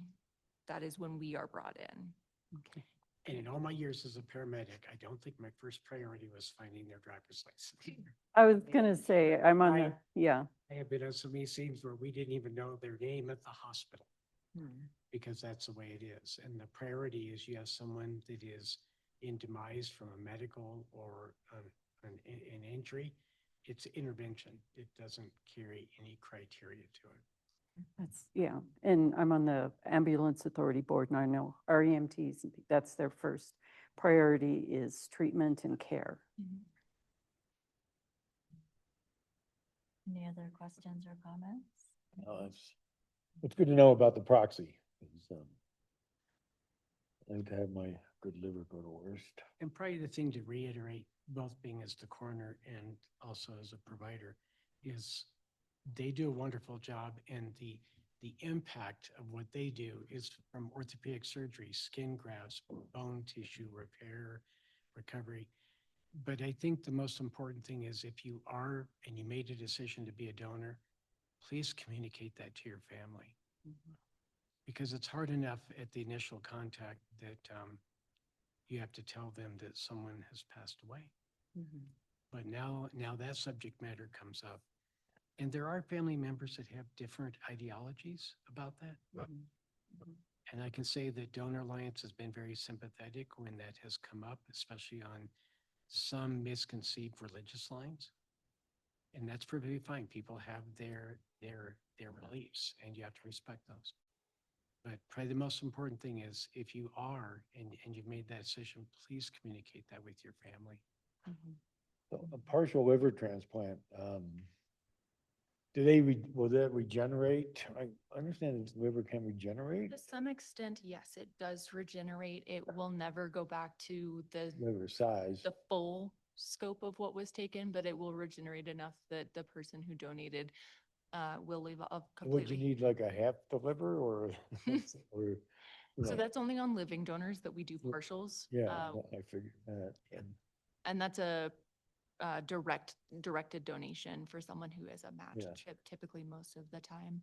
And back to your medical proxy, the reason that we suggest, and not even just for our purposes, but for the purpose of passing on to the next part of the journey of life, having someone who knows your wishes and can make the decisions for you, both in end of life care, end of life goals, decisions regarding funeral circumstances, how you would like to have your final disposition in the event that you don't have family next of kin, you don't have children that you are in communication with, you're estranged from the rest of your family. That is so important in having someone that is designated. And Zane can attest to that as well, because no one on our side of the fence would like to see families go through this incredibly grievous thing that is grief and have to fight one another for final wishes. But if there is a designated person, that eliminates a lot of those arguments. Thank you. Thank you. Great, thank you. Thanks for raising awareness. Thank you. Yeah.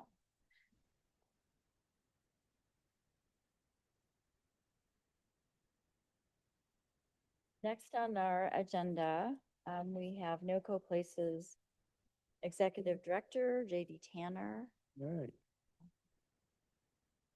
And, as people may know, Gilpin is one of the member counties in NOCO Places. And JD is newer as Executive Director and has been making the rounds to all the member organizations. Yes, thank you. Thanks, Sandy. Thanks to all of you for the invitation to come and introduce myself and to give you some updates on NOCO Places. Very excited to do so. Familiar enough with NOCO Places, or do you need a little, is it? You could do one for the public if anyone's Do listening. that. So NOCO Places is one of 21 regional partners within the state's regional partnership initiative. And so we represent Larimer County, Boulder County, Jefferson County, Clear Creek County, and then of course Gilpin County. And so that makes up NOCO Places. So those 5 counties, but then we also, our other agency members within that area include Colorado Parks and Wildlife, Denver Mountain Parks, the Forest Service, as well as Rocky Mountain National Park. So those are all of our agency members. And then we have roughly 50 to 60 partners / stakeholders then as well that we work with. And we work with we work with all of our agency members as well as those partners so that we can do all things around outdoor recreation when it comes to encouraging stewardship, promoting accessibility, and then educating around sustainability so that all of our residents have an improved quality of life, but then we can educate tourists into the area on how they can take care of our spaces. Because after they're gone, we still recreate in those spaces and want them to look nice and be nice. So that's a little bit about what NOCO does. Just a little background on me. I have lived in and out of Colorado for about 12 of my 52 years. I have degrees and background in recreation resource management and educational leadership. And before I came over to NOCO Places back in July. I used to be the director of education for the Leave No Trace organization, which is a national and even international organization that promotes responsible outdoor recreation. Very excited to be here with NOCO Places. I am excited because I love getting people to take hold of responsible recreation, but to be able to do that and then see it in your own backyard and at a regional level is something I'm excited about. And you didn't always get to see that at the national level and international level that I did working that with Leave No Trace. As far as updates go for the organization, Steve Coffin did a great job of getting us to the place that we're at. And then, when I came in, the organization was really at the point of being ready to start put some feet on the ground and really start to actually get people out and doing some work. So, we did a lot of research and we did a lot of strategic planning and partner building, and we'll continue to do those things. Those things won't stop happening. But you'll continue to see an increase of our equity, diversity, and inclusion programming, as well as site visits so that we can educate the land managers within our region on what other land managers are doing within their counties and their parks. We'll continue our common messaging efforts, way to educate the public about how they can take care of those spaces, and actually we'll amplify that a little bit. We're working on a full strategic plan right now on how we're going to build our social media efforts so that we can really start to get that messaging out into the NOCO region.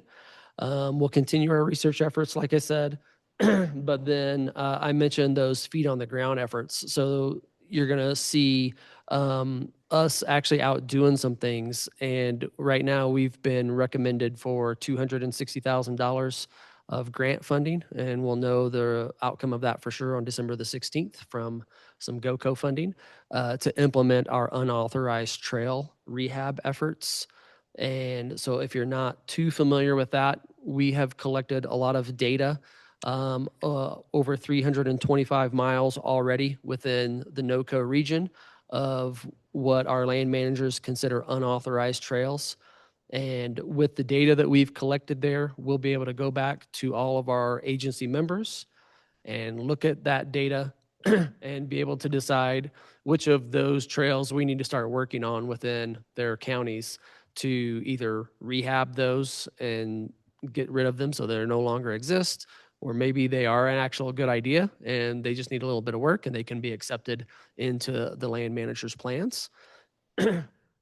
So again, that we'll know for sure on December the 16th if we receive those funds, and that will be for 1 year of funding. And so we'll have feet on the ground as soon as snow melts in some places, but probably April, that we'll have teams out working on a lot of those spaces. So we're very excited about that opportunity. We've also been recommended for another $300,000 in capacity funding for our office to support our staff. We didn't receive the funding we were hoping around the second program, which is our Trail Ambassador program. We didn't receive that funding that we had hoped for, but with that capacity funding that we did receive, we'll still move forward with implementing that Trail Ambassador program. So we, again, strategically will come back to all of our county leads and talk about the spaces where those trail ambassadors are needed. And then the NOCO effort will be to put together that volunteer group working with all of you all within your counties and your spaces. Jefferson County has a really big trail ambassador program in place already, but they've already told us that oftentimes they have people from Gilpin County that come and volunteer in their county just because the opportunities don't exist in Gilpin. And so NOCO, we want to be able to step in working with you all to be able to offer that volunteer coordination effort. And so working with Jefferson County and others, we'll get those names of those people, give them opportunities within Gilpin County, but then also work to recruit other volunteers within the county and get them out into spaces where we know that those trail ambassadors are needed. And those ambassadors will go out and they'll educate about things like safety, how people can minimize their impact on the outdoors. But then also if they have the abilities They'll take some tools out with them, maybe do some light trail work, whatever you all as a county would want them to be able to do in those spaces. We'll work with them and train them to be able to do the things that they need to be effective out there. So those are the two on the feet or feet on the ground programs that I mentioned that we'll be implementing soon. The other thing that's going on for the organization right now is we're very close to submitting our nonprofit organization application to become a nonprofit designated. So once that's in, it's still going to take another 3 to 6 months to get approval for it, but we are moving in that direction, and we can then turn around and diversify our funding, be able to bring in other partners and donors that want to support and sponsor our efforts, and really hopefully amplify our efforts in places like Gilpin County with those additional funds. So I'm happy to take any questions, thoughts. Sandy, you work with me a lot. Anything I may have missed that you want me to talk about? Well, I know the board's aware, but one project that NOCO has done, besides a lot of effort on common messaging, and so that's really great because it doesn't matter where you are, you step into another county, but as a hiker or a biker, you don't really necessarily pay attention to which county you're in. So the common messaging about respectful land use, where to be, where not to be, I think it's a really great push for our organization. And then we also have done other mapping. So there was mapping that was done prior to JD, and that was cell phone data capture. So they actually went to specific trailheads in Gilpin and throughout the region and mapped users based on data. And then we also pitched in to have Colorado Natural Heritage Program complete the mapping in Gilpin. And I know that he hopefully is coming at our next meeting in December because he finally said they're ready to present the findings. And that came out because other counties had fully mapped. And so they were showing presentations of layers. And the more the layers they showed, the less data was obvious that existed in Gilpin and Clear Creek. So we're excited to see that. And that's really mapping out sensitive habitat, the existence of certain species, if there's anything unusual to Gilpin. But it also helps with land management decisions because we can help guide land use to maybe build something here and not there. And, but it never will restrict private property landowners' rights. It could be a tool for helping in cooperation. Correct. Make decisions. Yeah, that data will play a big role in our unauthorized trail efforts as well. So that'll play a part in deciding what should be rehabbed and what should be accepted or into a management plan. Speaking of the unauthorized trails, how many miles, or do you have the information of unauthorized trails are in Gilpin, kind of a guess? Oh, in Gilpin, do you know? I don't know specifically in Gilpin. Do you know, Sandy? I think they mapped out like 75 miles, but what they really focused on was that fortunately the Forest Service footed the bill for the Gilpin map because we only have a 1 mile trail. Yeah. That's officially a county trail. So they really focused on areas. And so I had reached out to emergency management and sheriff's office, and we picked what were considered hotspots. So that's always been a part of any of the mapping. And so a lot of it was Forest Service property that abutted private property or BLM or other entities like the state park.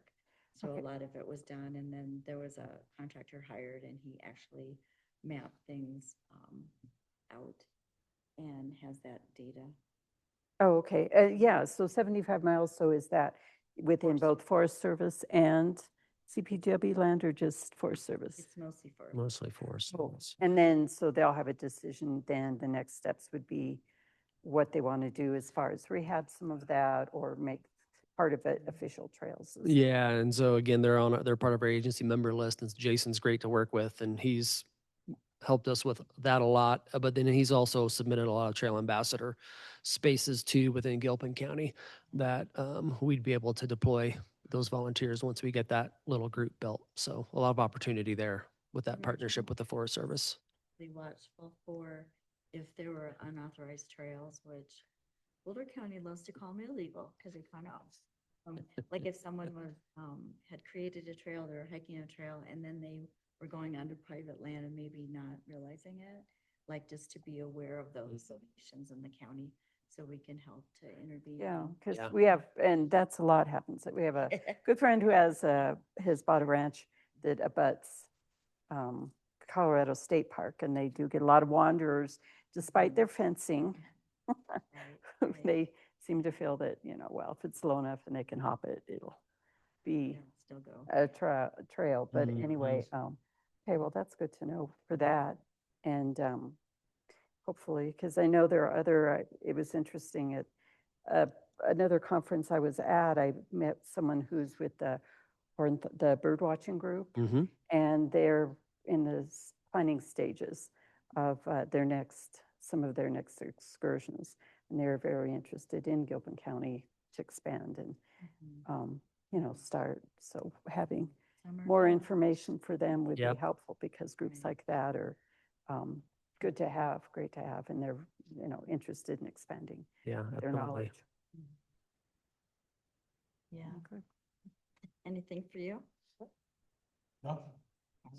Yeah, I'll say the only other thing I'll add is I've about 26 years of experience myself in outdoor recreation and education. And then our program manager, John, has worked in the Park Service for 25 to 30 years as well. So, I mean, a lot of experience and knowledge, and don't keep us limited to some of the things that I said. If there's other ways that we can support Gilpin County in that outdoor recreation area, we would want to offer that opportunity to you. So, and I've talked in a little bit more detail with Sandy on some of those items like strategic planning and things like that. So, know that exists should you ever want to reach out about it.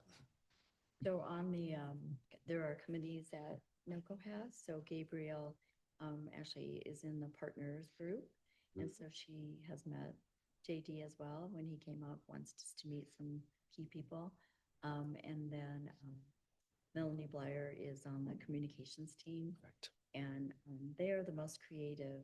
They're always doing videos or like short snippets, and they're on the website, which we link to the website on our website, so people can see about preparation. They started being in contact with a woman that was an influencer, Mhm. and she was so great because she was younger and had a lot of energy, and she already had a big following. So to link her in and have her cooperate on a short video clip for NOCO was really Yeah, and that social media campaign was around a search and rescue, minimizing search and rescue efforts within, especially some of these more remote counties within the NOCO region. So there's talk not just about human powered, like hiking and skiing, but also bicycling, ATVs, and just for the whole region, trying to figure out where everyone can have a place to play, but to do it in a managed way. Correct. Yeah. Anything else? Nope, that's it for me. Great. Thanks for the Thank opportunity to come and say hi. Appreciate it, and appreciate the partnership with Gilpin County. Thanks. Thank you. Take care. Thanks for being patient and waiting. So I was asked to build in a little break. It's 11:23, and why don't we take a break now? How long would you like? 10 minutes? 7 minutes? Probably about I'm back at 11:30 or 11:35. Yeah, We'll say 11:35 is easier. Okay. So everyone at this table, stand up and stretch.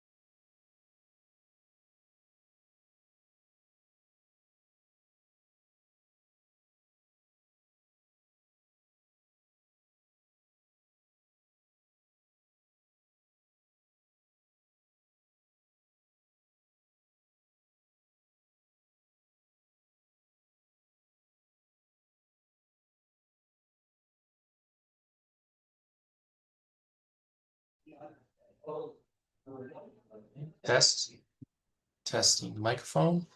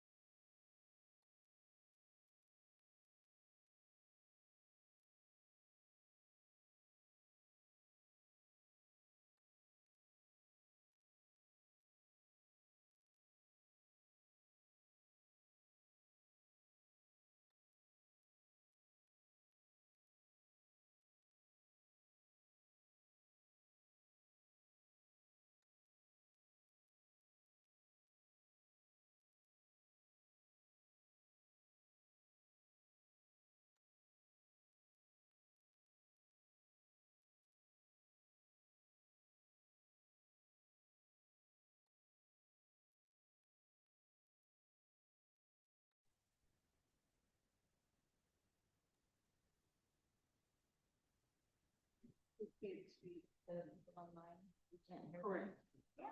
We do need to change the, oh, never mind. The primary view is to Melanie, so, okay. Fine. Hello?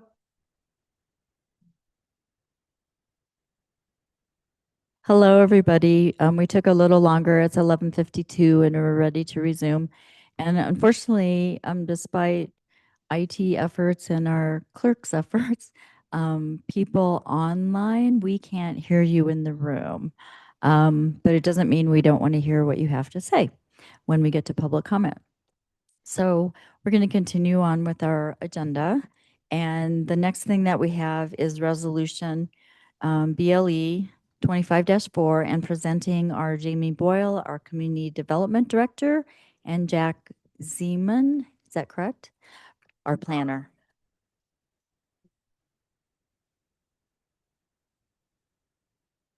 And you actually have 2 items, right? Okay.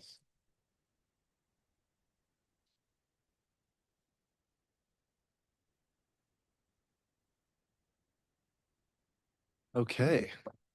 Good almost afternoon.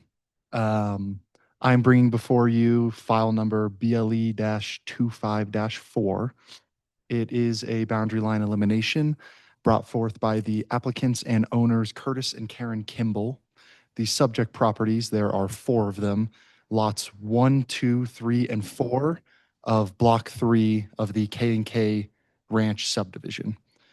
The applicants are requesting, or are petitioning the Gilpin County Board of County Commissioners to eliminate the boundary line between their properties, the mentioned Lot 1, 2, 3, and 4, to form a singular parcel to be known as Lot 1.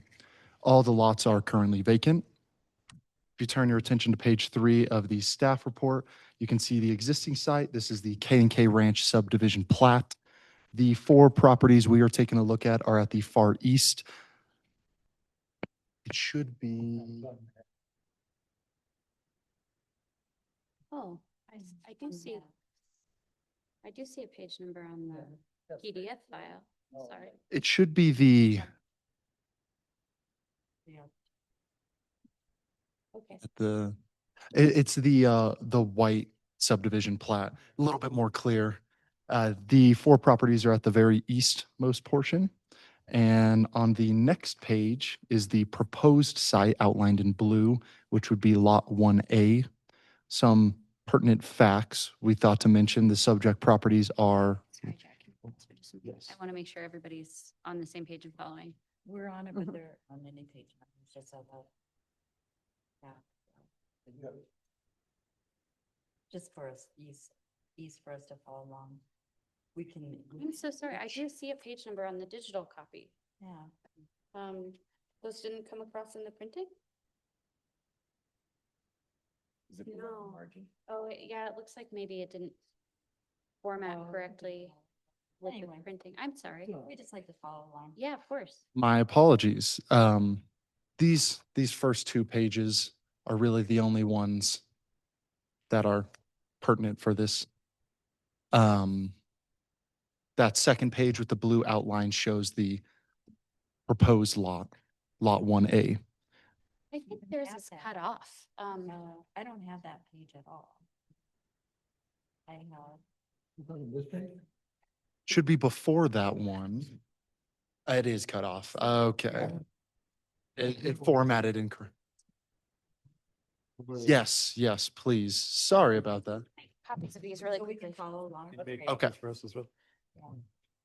We like to follow. Of course, yeah, I understand.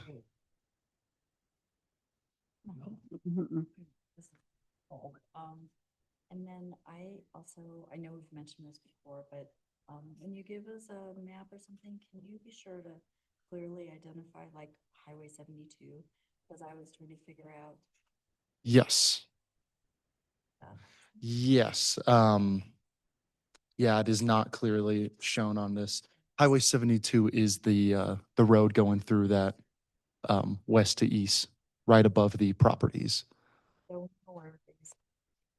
You can see how on the map. Yeah, that one, of course. It's a refinement. Yeah. Did you want to hold off until we had all all the maps?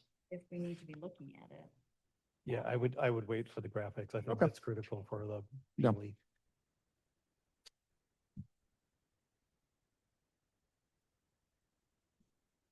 I did learn that the mics are actually in for singing while you close to the mics. Hello. So you have to sing from now on. Okay. I like that.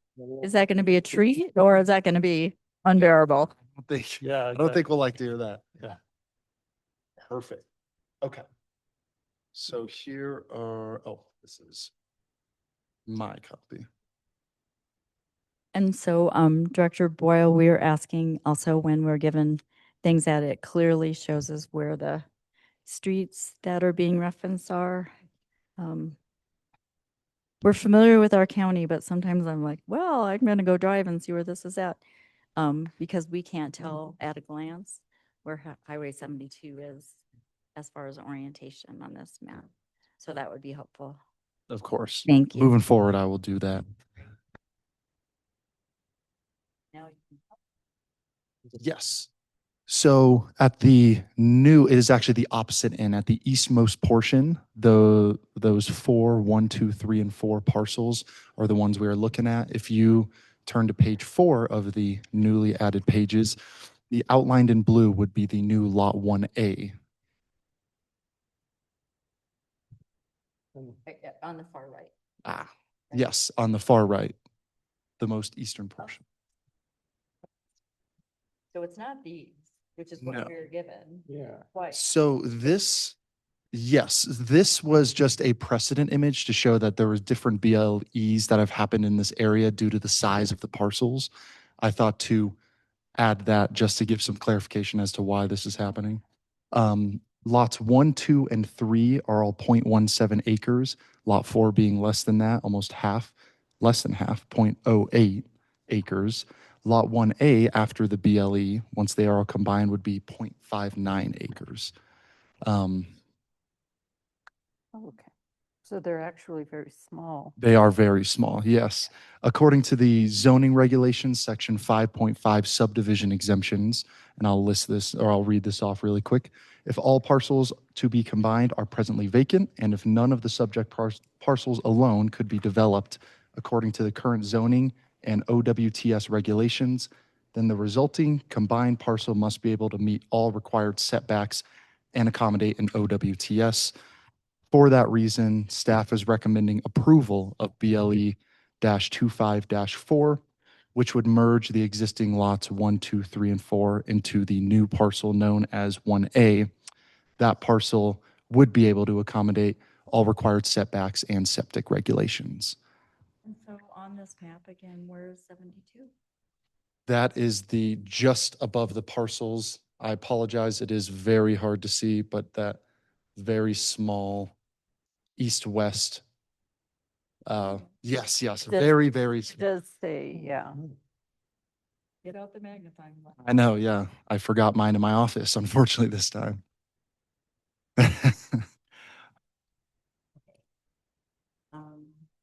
So because we're using this map and not the one that was in our packet, that takes out 2 of my questions.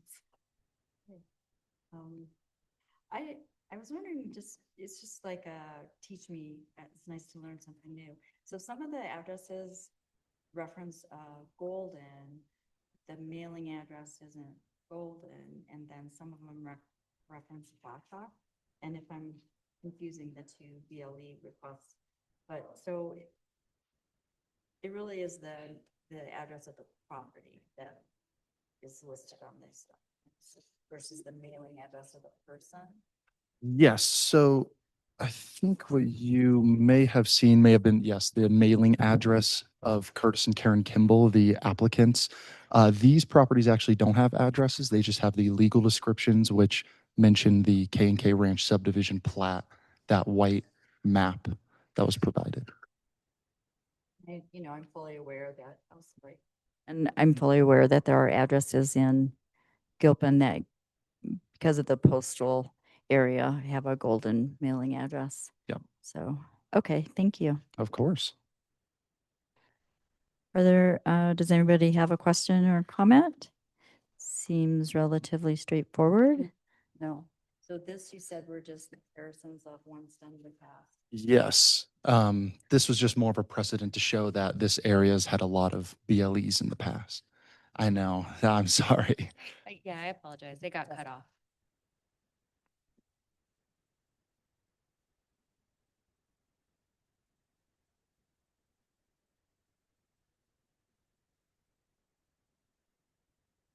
I'll go along with staff recommendation. Ready for my? And I move to pass resolution BLE 25-4, resolution approving a boundary line elimination combining parcels known as lots 1, 2, 3, and 4, Block 3, K&K Ranch, County of Gilpin, State of Colorado, located in Section 35, Township 1, South, Range 72, West. I'll second. All in favor? Aye. Aye. That passes 3-0. Thanks for your work on that. Perfect. Thank you. Perhaps let's make sure that we do have maps that are formatted Yes. and visible before we start the staff report on the next one. Yes.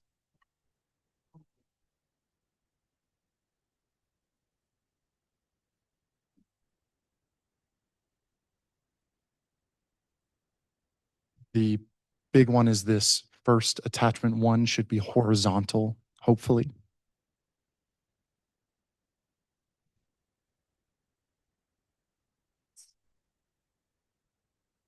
There were some maps included that I could tell where it was at off La Chula, correct? And this was the, Yes, I think that that have, this, do we want to copy this? Really quick? do you feel like you have? Do you feel like you have what you need, or do you want him to copy anything else? Yeah, actually just easier to cut that. Thank you.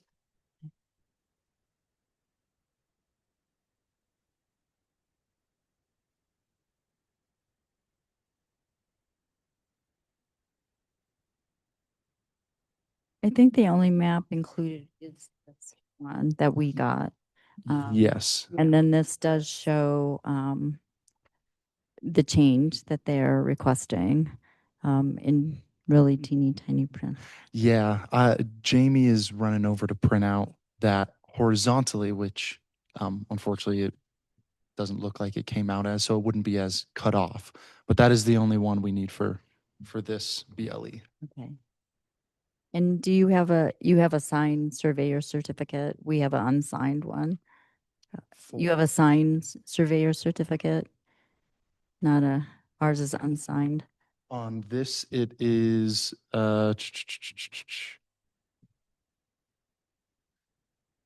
this one is unsigned, but not that I know of.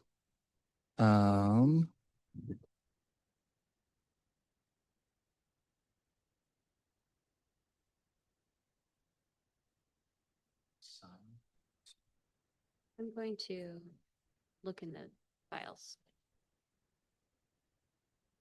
Go ahead and explain the request to us. Of course. So, similar, this is file number BLE-25-7.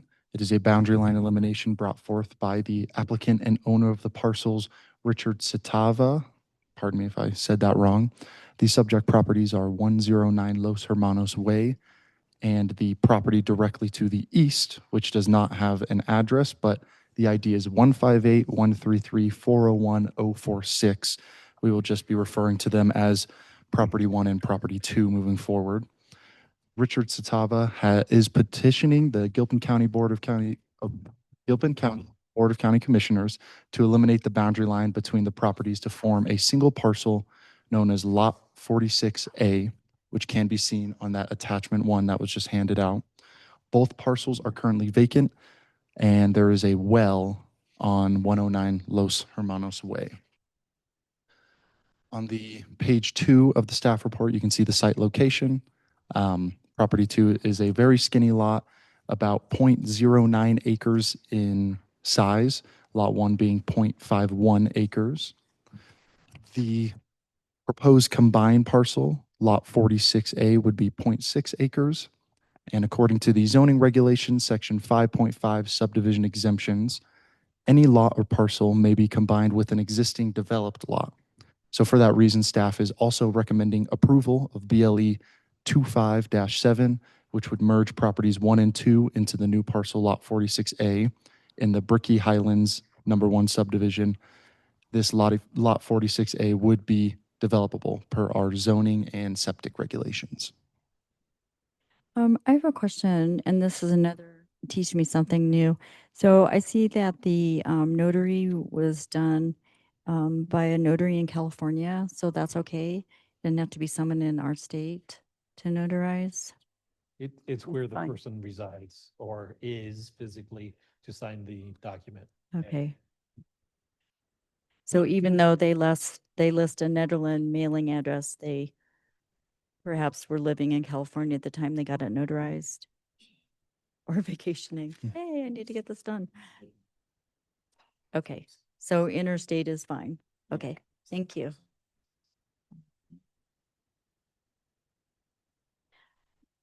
And then did you find a signed document? I'm not actually seeing a signed version in any of the attachments. Um, So I suppose I might have a proposal or request, and I would maybe ask Attorney Messenger if he has input on this.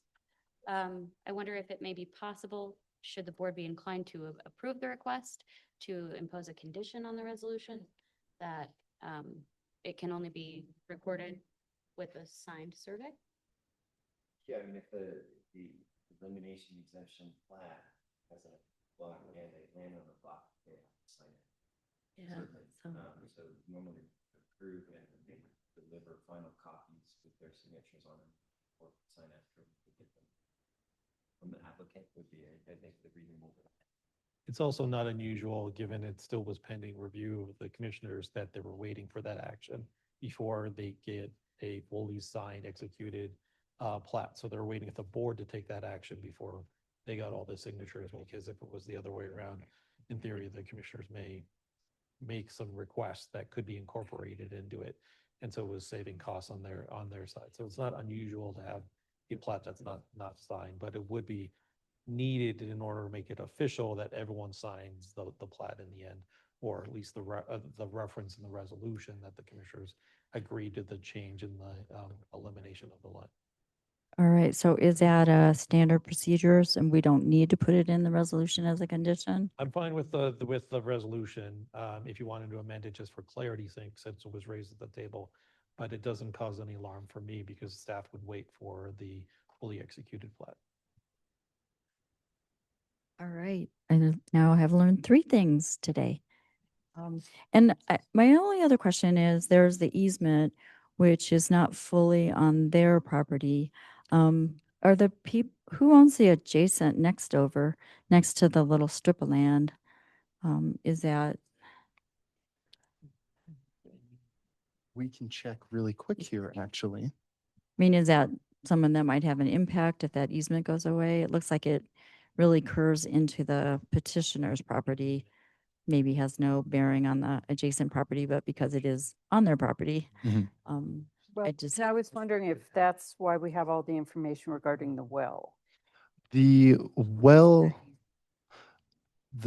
from what I understand, we added the permits just to show that there was some sort of development on 109 Los Hermanos Way, which would apply to section 5.5. There's one portion that talks about combining lots that have been developed, and then there's a portion that talks about lots that have not been developed. So the previous BLE were all undeveloped, nothing happened on it. This one would apply to the any lot or parcel may be combined with an existing developed parcel, which would be 109 Los Hermanos Way. So we thought it was necessary to include the well permits as well. Yeah, and from the information we have, it was a question about whether the well was on the property, then that was resolved. And then there was a question about the age of the well, and it looks like it was 72, but then there was clarification that they have been directed by the state water that they can only use it for inside watering and not outside watering. as they had indicated they wanted to use it for. So are these things that we have any involvement with as far as use, or are those out of our jurisdiction to reiterate that that's been approved by the state water engineer for only inside use? Because it hadn't been used for 10 years, the well and all that. All of them will permitting aspects to the application that we put in state. The state relationship, counties respect that, and it's for the county subdivision, and the state engineer has some additional things he can do to allow water use. If that makes sense. But typically that relationship doesn't go in that direction. Yeah, it's just we were provided with some information that showed that the state water engineer said, clarified that it could only be used for that purpose because it hadn't been used for 10 years. So we wouldn't do any kind of mention of it. It's between the state and the landowner. Okay. State engineer were to change its mind because of a change in the planning circumstance. Water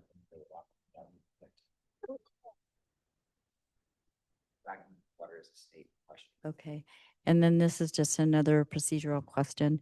So, because a person now indicates they didn't want to develop it, now they do, and they have a 1972 well that's shallow-ish, for Gilpin County, will they be required to do a water test before they build to make sure that they have usable, potable water? Well, I think that would be a public health question. To my knowledge, they wouldn't be required to do any testing, but we would, as part of our building permitting process, make sure that they have an adequate water supply. So we would check for a well permit in that case. And they could be invited to use our free public health well water testing as a start? Yeah, okay. I'm just To be thinking. well invited, but not required. Yeah, I'm just thinking bigger picture that we want to be cautious about people building if they don't have potable water in the county because of the public health and the. It is, but since it's a private well, not a public, so there's no requirement for any sort of testing. So the burden fully falls to the property owner, the user of the well, to test the water to confirm it's safe or not. Okay, but they could be invited to. Of course. Sure. Okay. We invite everyone to do that. And unfortunately, I am not able to investigate the neighboring property because our GIS is currently down. So.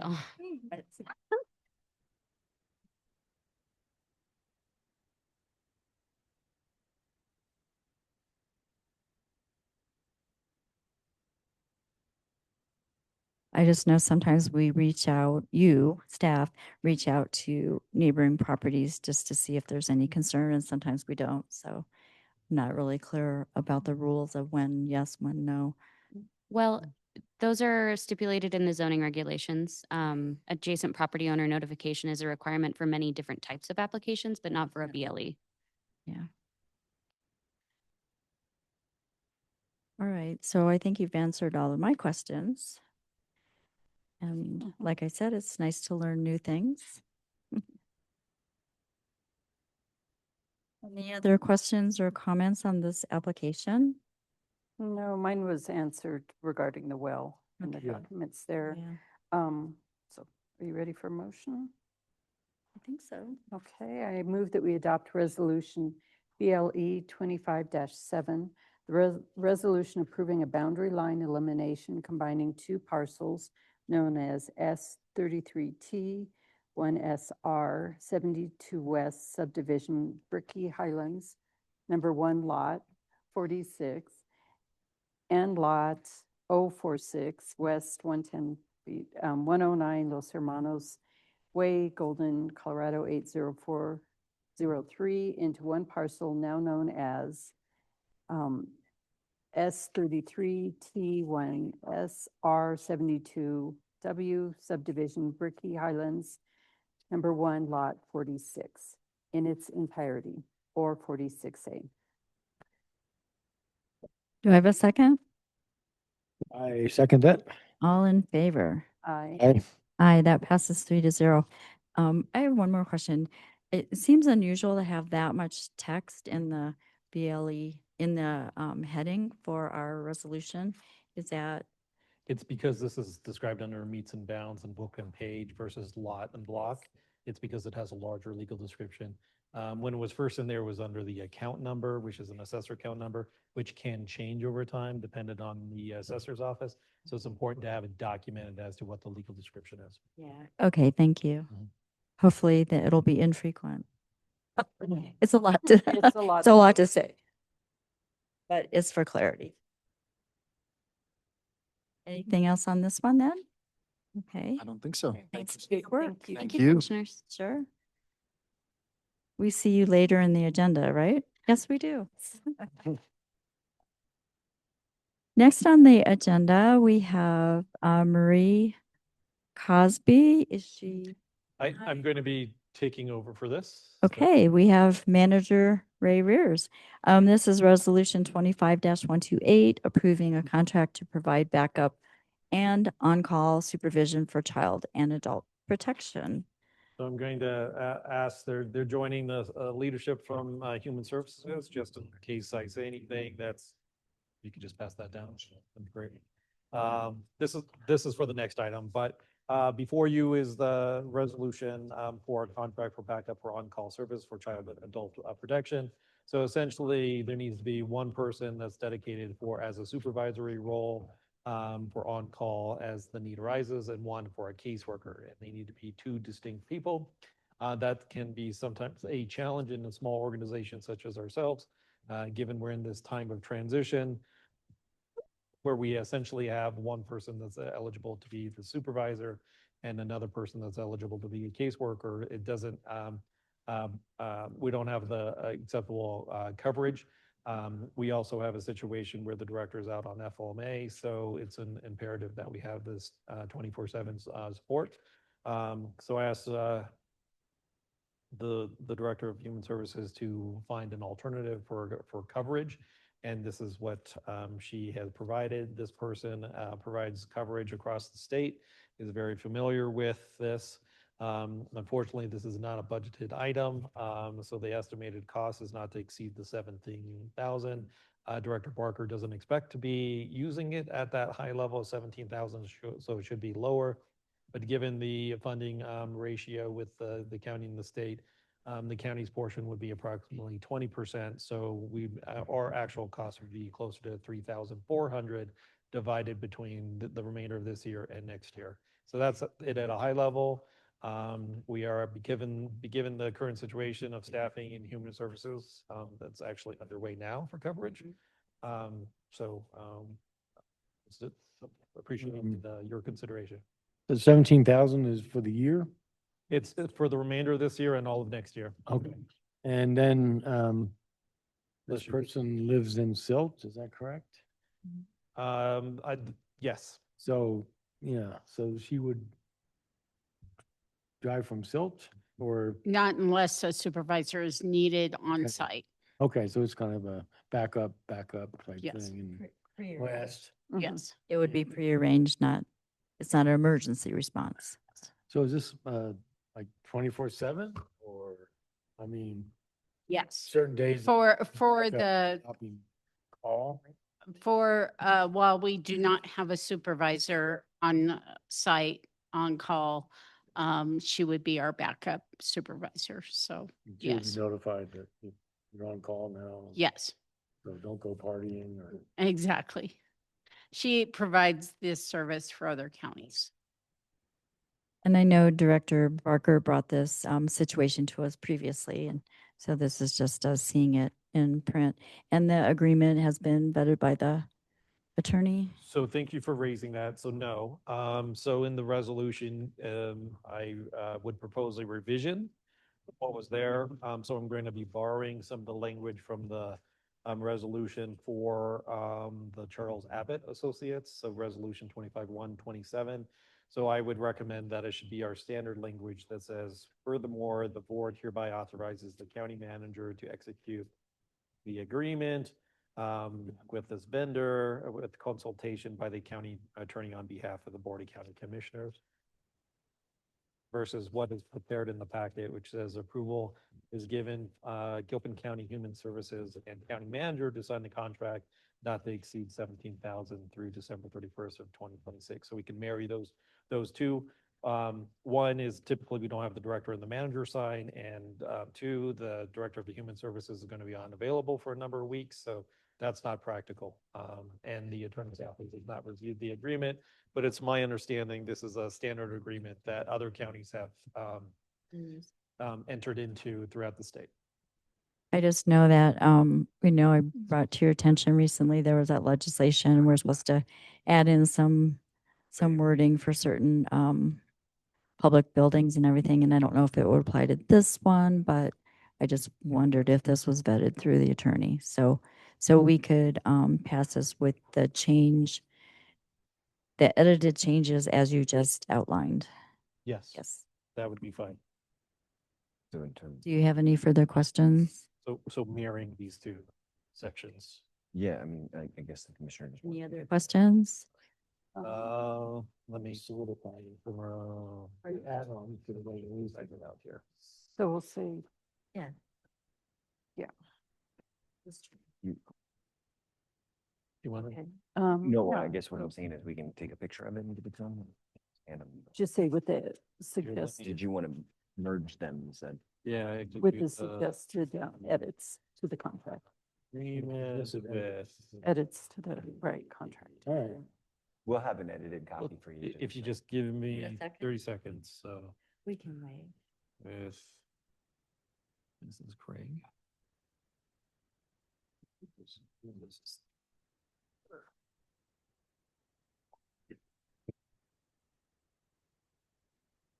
Craig. Well, I'll just say that I think that we're fortunate that Janie could identify this person. And since they have been recommended by other counties, that's always a good thing. Great. Yeah.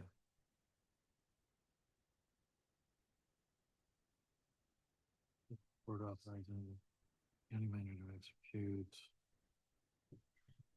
December 31st, 2026. So if anyone is listening and they wonder why we're stalled, it's pausing, it's because we're waiting for the manager and the attorney to give us an updated resolution. If you can read my handwriting there. So Where you this would say not to exceed 17,000. Yeah, so this would be, the amendment would be to change two to say furthermore, the board hereby authorizes county manager to execute. this and then this. Yeah, so I adapted the action in the next item for this purpose, since it had our standard language. And others like this, finally here. Yes. Yeah, okay. All right. This,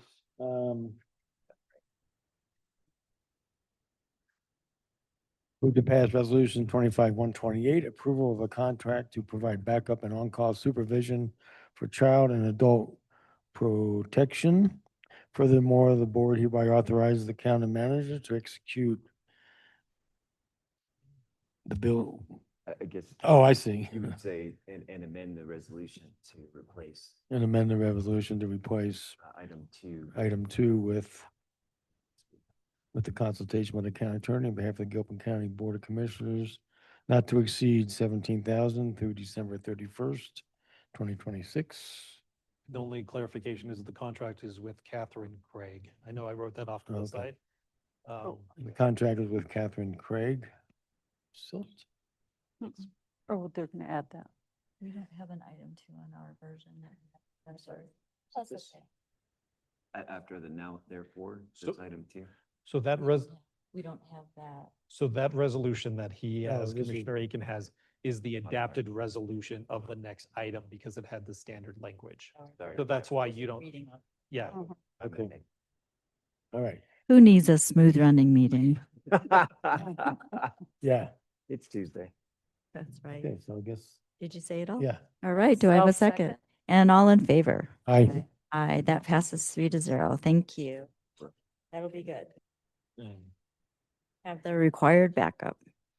All right, next on our agenda, we have both David Jocelyn, our Community Benefits Program Manager, and Jenny Jocelyn, our Finance Specialist for Human Services, giving an update on SNAP and the food pantry.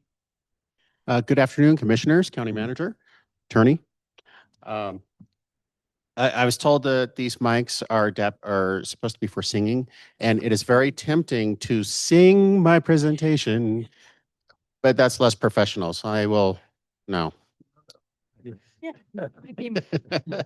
I think professional has kind of. That's right. So as you are aware, the federal government has reopened, and as a consequence of this, full SNAP benefits have been paid out for the month of November. The funding is also there for the month of December. The USDA is fully funded through September of 2026. However, the money for SNAP benefits following December has not yet been appropriated.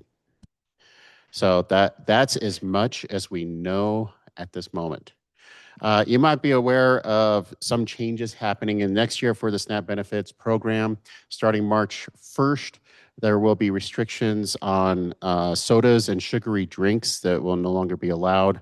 I know there was a lot of time that was needed to reprogram devices across the state for that. And so that's when it will become effective. Also, there was some talk at the federal level about requiring all SNAP recipients to reapply for benefits. And in the normal course of events, all SNAP recipients do reapply. It's called they're at the redetermination. So they submit a new application, they get a certification period. Almost everybody is 6 months. At the end of 6 months, the internal lingo is they do an RRR. Those 3 R's stand for, I put this down, redetermination, reassessment, and reapplication. We redetermine their eligibility, we reassess the amount of their benefit based on their reapplication. And so that function is already in place. So we don't know what that's going to look like yet. There has been no clarity from the federal government on what that might look like that has been handed to the state as of this moment. And that's where SNAP sits today. Okay. So basically they said they're going to mandate it to do what's already being required. So we're not Yes. sure if they're going to change any of those things. So things may be tightened around that, and we just have no idea what that might look like. Okay, because I know they did state that they were going to ask for, and there again, they didn't give any specifics, but more data or information from the states regarding this reapplication. So. And typically it's an annual redetermination, not a 6-month. No, that is not correct. All right. Almost all SNAP recipients are in a 6-month certification period. They must reapply every 6 months. Without that reapplication, the RRR, their case just shuts down and they don't get paid more benefits until they do reapply. Okay. There are some recipients, the older adults and disabled who are on fixed incomes that are on a 2-year certification period. And they may be impacted, but I actually don't have any, I have not heard that they will be. But there is that subset of recipients that are on that 2-year cycle. And so if they are required to do it more frequently, potentially some people could be dropped off if they don't have the ability to do that in the time frame. That is correct. But again, I have not heard that that's the case. It's hard to speculate exactly what that might look like. All right, thank you. And then I guess next you're tying in the pantry update. I know that our work session seems like it was so long ago, but that was before like SNAP had been frozen, but that was before donations were solicited from the community. And then also there was planning about what you could purchase from what was available to purchase. And then there was a real influx of funding, and the state pitched in their $5 million to go to the food banks. And It all helped bolster things up, and now SNAP's back. So tell us where we're at. So I'd like to start by saying thank you to the community. They have really come through. Um, our shelves are full and our funding is really good right now. We've received just under 17,000 in monetary donations. We've received $1,000 in an Ellen Green Foundation grant and then 5,000 in a food pantry assistance grant. And then from Food Bank of the Rockies, out of the money that was given to the food banks, we've been given $6,000 to spend at Food Bank of the Rockies. So that's been amazing. We did see our numbers rise over the last few weeks. We have had extra hours open, but I've provided you a chart that Juan put together that just gives you kind of some statistics of households served and the last few weeks, as well as our volunteer hours and delivery. So I'm willing to answer any questions you might have about those, but we are going to do Thanksgiving shopping starting this Thursday and then again on Saturday. So Thursday, we're going to be open from 12 to 6. We do recommend that you reserve a time to come at least between noon and 3 o'clock, just due to space with the parking lot with the new building going up. And then Saturday will be open from 1:30 to 4, and then Monday will be open from 9 to 1. Saturday and Monday do not require reservations. We purchased some gift certificates that can be used at various stores that are specifically for turkeys, hams, or produce, and produce. So they will be given that. We have a few turkeys that have been donated, and then we have some chickens as well. And then whatever else holiday that we have, we'll have produce and canned items. After next Monday, we are going to change our hours, mostly revert back to what we were. However, Thursdays, we're going to be open from 12:30 to 5:30. And Mondays, we're going to stay open an extra hour, so 9 to noon. And we will not be open on Saturdays. We will have December holiday shopping as well, and that will begin. I don't have a calendar in front of me, I apologize, but it'll begin the Thursday before Christmas. So a week before Christmas. We'll do Thursday, Friday, and Monday.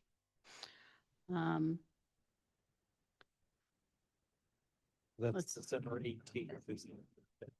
Thank you. So December 18th, we'll start holiday shopping, and we will have sign-up times for both Thursday and Friday. Monday will be normal shopping, as well as anybody that was not able to shop for the holidays. We have a group of citizens have created an advisory board. They're right now non-official. They're not making any decisions. I think a few of them have talked to you. They are looking at forming a nonprofit for the food pantry, and they just like to know if that's something you'd like them to continue to pursue. We can get grants easier if we're a nonprofit rather than a government. And that's going to be on a work session schedule in January or February.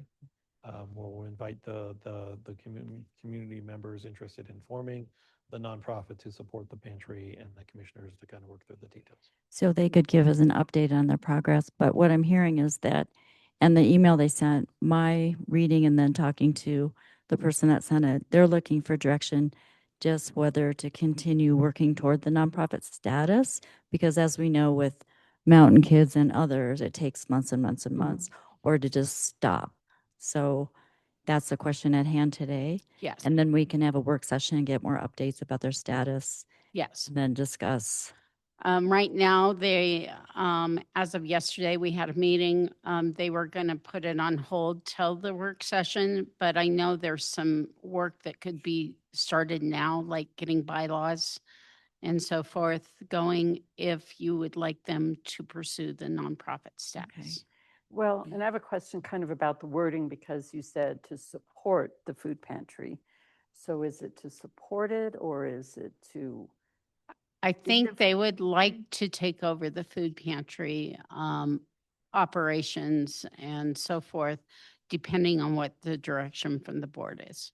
So it would no longer be under Human Services, then under the government, Gilpin County government. It'd be its own nonprofit food pantry organization. Kind of like Mountain Kids. Yes. And Eagles Nest before, and then, I mean, the library started out that way too. Well, but the difference with the library, though, is it's always been considered a special district even before. So that's actually, it was when they started getting the small money from the county. So it was, because I was intimately involved with them. They've got this. So but they original were using a county building to function in the beginning. No, it was The on private library. property. It's on the corner of Gap Road. Yeah. That was the That was original the library, old one. yeah. Okay, so then the comparison then is the childcare center, county-owned property, Even, run by a nonprofit. Netherlands Food Pantry system Right. would be the, actually, Netherland or even Idaho Springs. or Idaho Springs, yeah. Which we So- work with both of them and would work with them to get our bylaws. So what I'm hearing as the question from our human services staff is, do we want the advisory group to continue on their path toward the logistics of a nonprofit or stop? So what, do you have a preference? I would like to see them do what they can to go forward with the nonprofit. Okay. I would as well, but with the understanding that, they would be fully freestanding Right. organization, yeah. Yeah. Okay, And me I too. can give that So direction. all three of us, tell them to keep on going.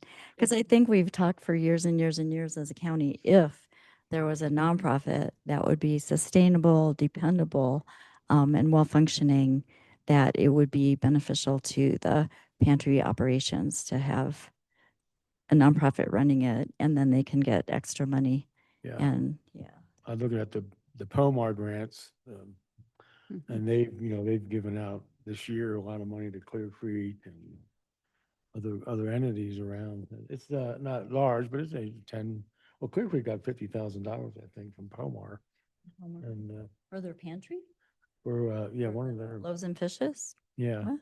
Because I know that they have, their commissioners say they don't fund, their county doesn't fund their pantry at all. They're nonprofit. Yeah, but I mean, they don't give them any Yeah. money. Some do, some don't. A lot of different models out there. Right. Also wanted to make sure we thank Jason from Monarch. Yes. It's $5,000. Yes, and we have a thank you card that's been signed by all the volunteers, and we have another one being signed by all the human services employees going to them. And also to the Colorado Gaming. Yes. They gave a nice donation as Yep. well. They did, as well as the Gilpin County Democrats. We actually have thank you cards going out to a lot of our donors. And same with our food donors. If we have who they are, we are having thank you cards sent to them as well. Right, that's great, yeah. Because even though SNAP's back, I mean, this is the time of year where a lot of residents need the support, so. And whoever knows. Yeah.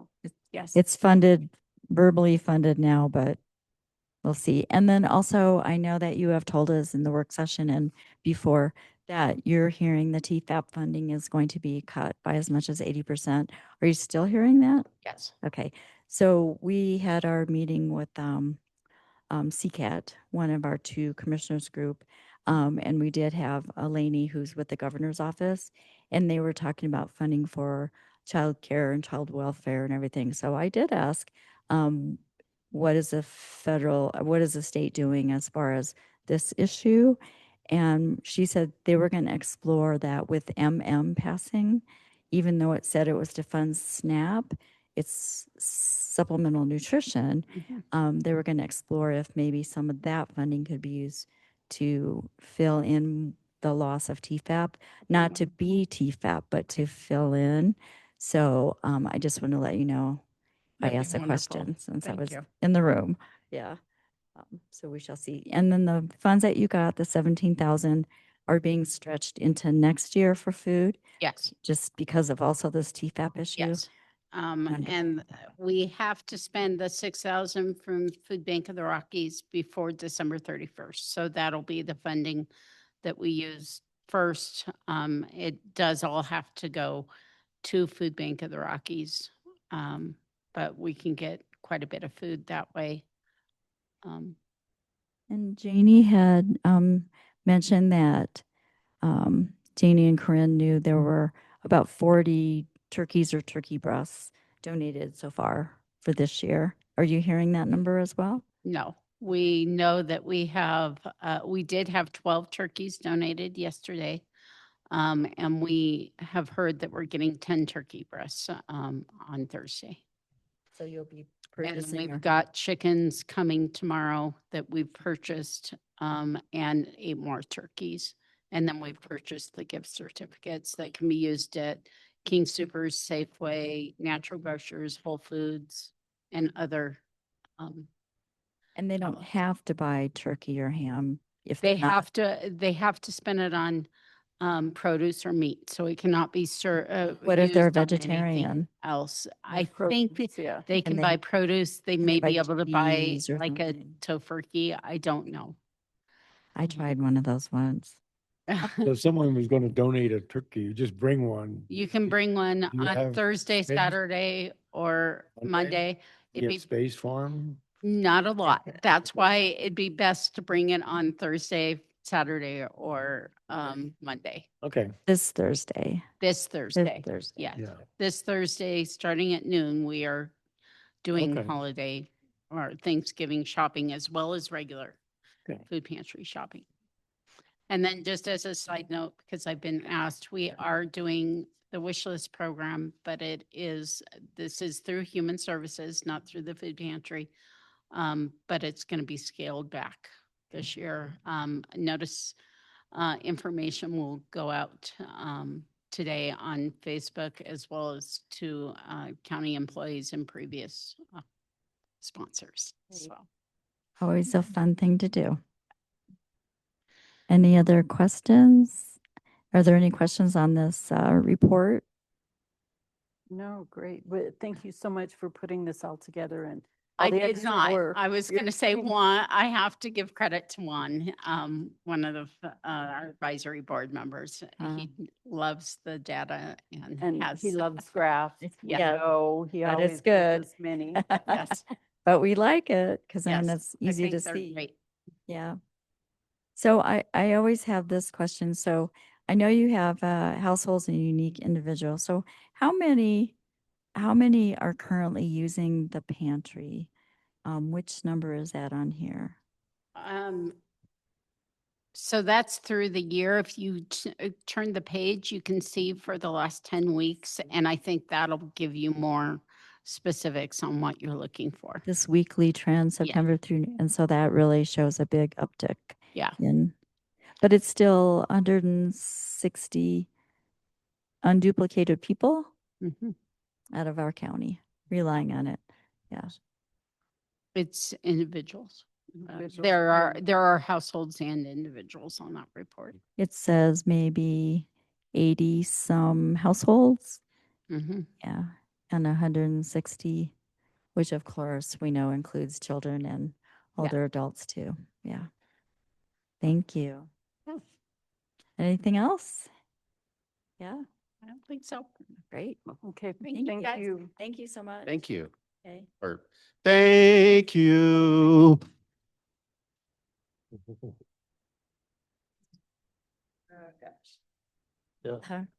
Next on our agenda, which keeps going, doesn't it? Resolution 25-127, and this is a 2026 agreement for building plan review and inspection with Charles Abbott Associates. And Jamie, are you here solo? Yes. Okay. No Kyle. No. Say the question. I will do my best to answer, and if I'm not able to answer, we can get his input and send it on your way. Yes, as you stated, this is just a request from staff to approve a 2026 agreement with Charles Abbott Associates to continue the services that they've been providing us since I think mid-2022 for building plan review, inspection, and building official services for both residential and commercial structures. There are no changes year over year to the terms of the contract or the fee structure. It is really just a repeat of the at least the current contract that we have. I'm not sure about years before that, but I guess, yeah, I'm not sure what, I'm happy to stand for any questions. I had asked previously, but I guess this is a question for Kyle. So I was just had asked about his own certifications, for particularly electrical, if he's a certified electrician, because that was a question from someone in the community. And then you had replied you'd find out, but Oh, yeah, I'm okay, sorry. that's okay. We did share that information with, I thought that the loop got closed on that. Sorry. I might have been the Sorry. issue with closing that loop. With you. So Kyle doesn't perform the electrical inspections. Eric Bowman does, and he does have the electrical certifications. Thank you. Because otherwise, as we've talked about a little bit, counties can use the state inspectors, Mhm. but this is a better, you're finding this to be better for Gilpin County because it's one entity taking care of all the levels of inspections and plan reviews. Certainly, it's more coordinated, it's more comprehensive, it's more agile, they're more responsive.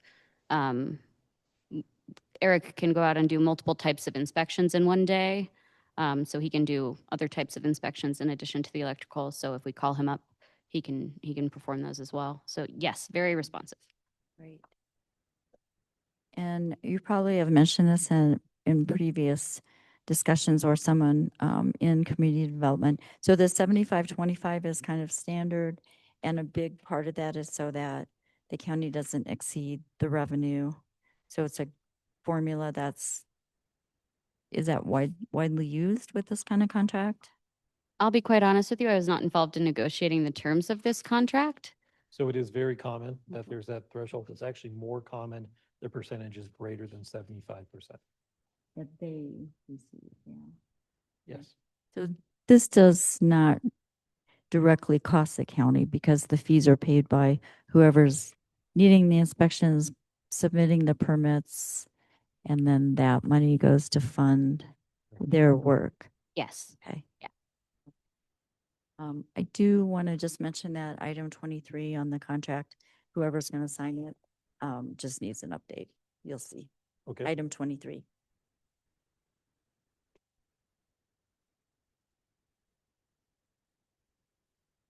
Did you have? Are we ready for a resolution? Do you have any other questions, comments? No. Yeah. Okay. All right. Move to pass resolution 25-127, authorization to execute 2026 agreement for building plan review and inspection services with Charles Abbott Associates Incorporated. I'll second. All in favor? Aye. Aye, that passes 3-0. Thank you, Thank Commissioner. you. And county manager will be signing this, is that correct? In the resolution? Yes. And you'll make that change? Yes. I saw the change that needs to be made. So I will Thank you. take care of that. Yes.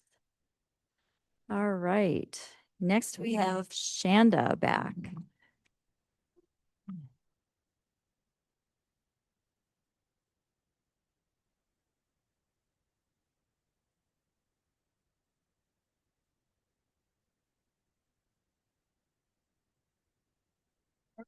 Good, how are you? We're okay. So we would like to request the approval of the resolution dissolving the finance director and assistant county manager, as well as the office assistant positions for the county manager's office, and to reinstate the finance director position. And as referenced in the memo, would save the county approximately $84,000 with this change and lower the FTE in the manager's office from 6 to 4.5. Which it was 5.5 for 2025 before all these changes. And then they would increase by 0.5 with the, yes.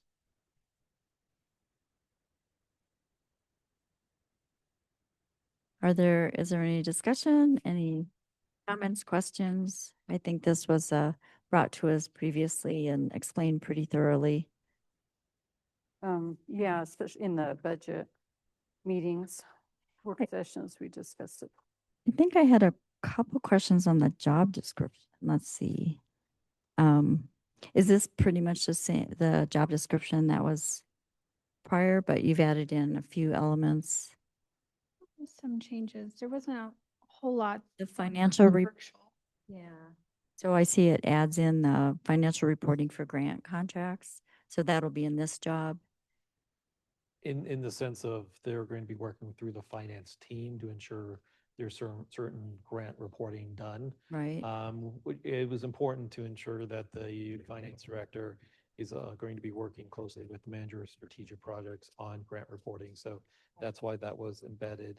I think the only other changes were kind of more civic oriented, leadership oriented, and then a reference to experience was changed to allow years of service to offset a degree experience as well. If you could highlight that section, Shanda, I'm looking for that. Me too. Here. And then on the second page, let's see,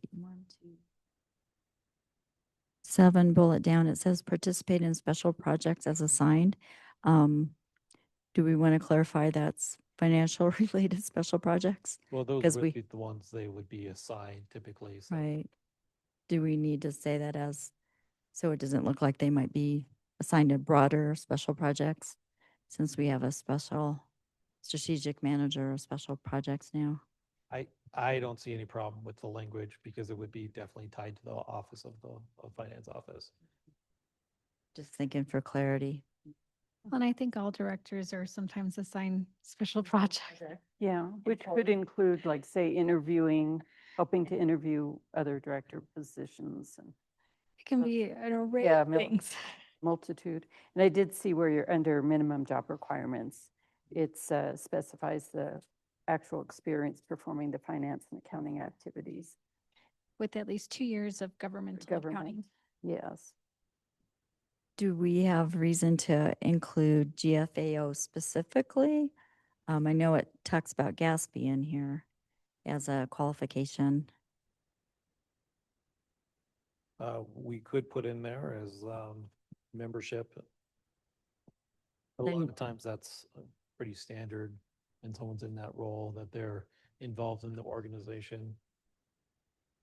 You don't always list all the professional organizations associated with a profession. Right. I know that they have a lot of trainings that are available for people. Any other questions? Do you have anything, sir?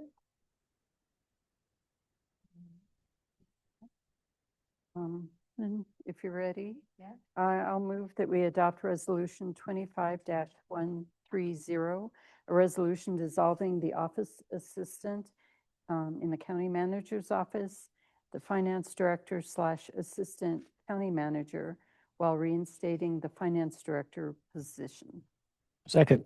All in favor? Aye. Aye, that passes 3-0. Thank you. For your work. Thanks for going with the flow as things have changed this year. Right. Next on our agenda, we have Resolution 25-123. And as listeners may know, this was presented and then we asked for time for staff to have more input.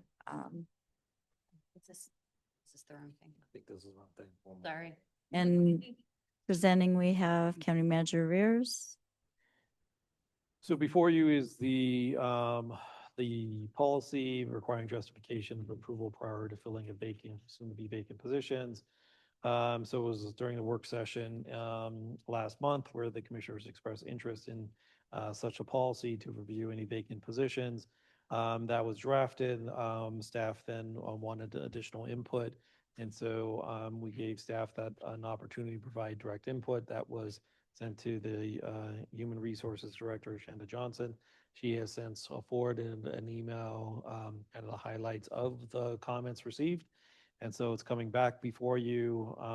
The two areas that have been revised are highlighted in the draft policy, which calls out under 3.0 within 10 business days. So it calls out a specific time frame for the county manager to take some action. And then on the last section of 3.0, after 3.4, adding in some clarity about the authority there. So those have been the only two revisions to the draft policy before, and I stand for any questions you may have and any suggestions. I remember discussing 3.4, and that's not quite the wording that I know I was going for because it still says that you would have full ability to deny, even with that caveat below. Okay. So I think the request was that it would say that you would recommend denying that to us, and then the highlighted section would clarify that then it would come to us if you were recommending cutting a whole position or not hiring a position. So under 3.4, put recommend to deny? Is that where? Recommend denial. Okay. Request or how, yeah. Okay. But you wouldn't be the deciding entity, Okay. just for clarity. Are there any other comments?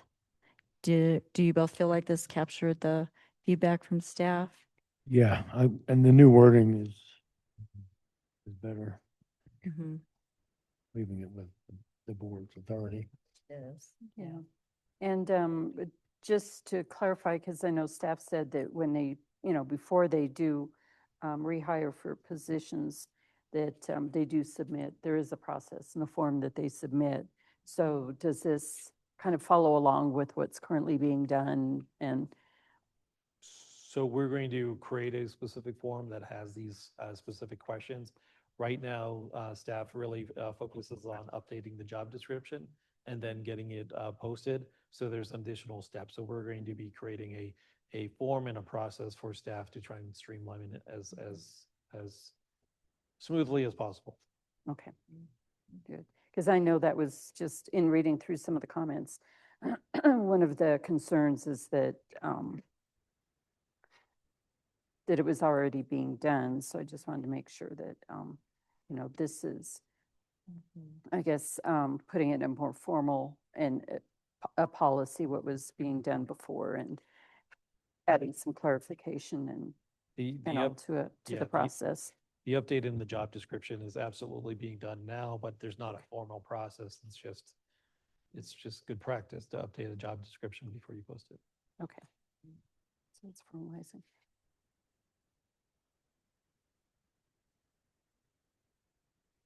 Anything else? No. Good. No. Hopefully we're not missing something. We've tried really hard to hear the feedback from staff and reread this very closely to make sure that no one feels harmed or that too much decision-making rested with any one person. And I think that people know that it does rest with the board ultimately, partly for staffing overall, the organization, but also the funding part, funding positions or not.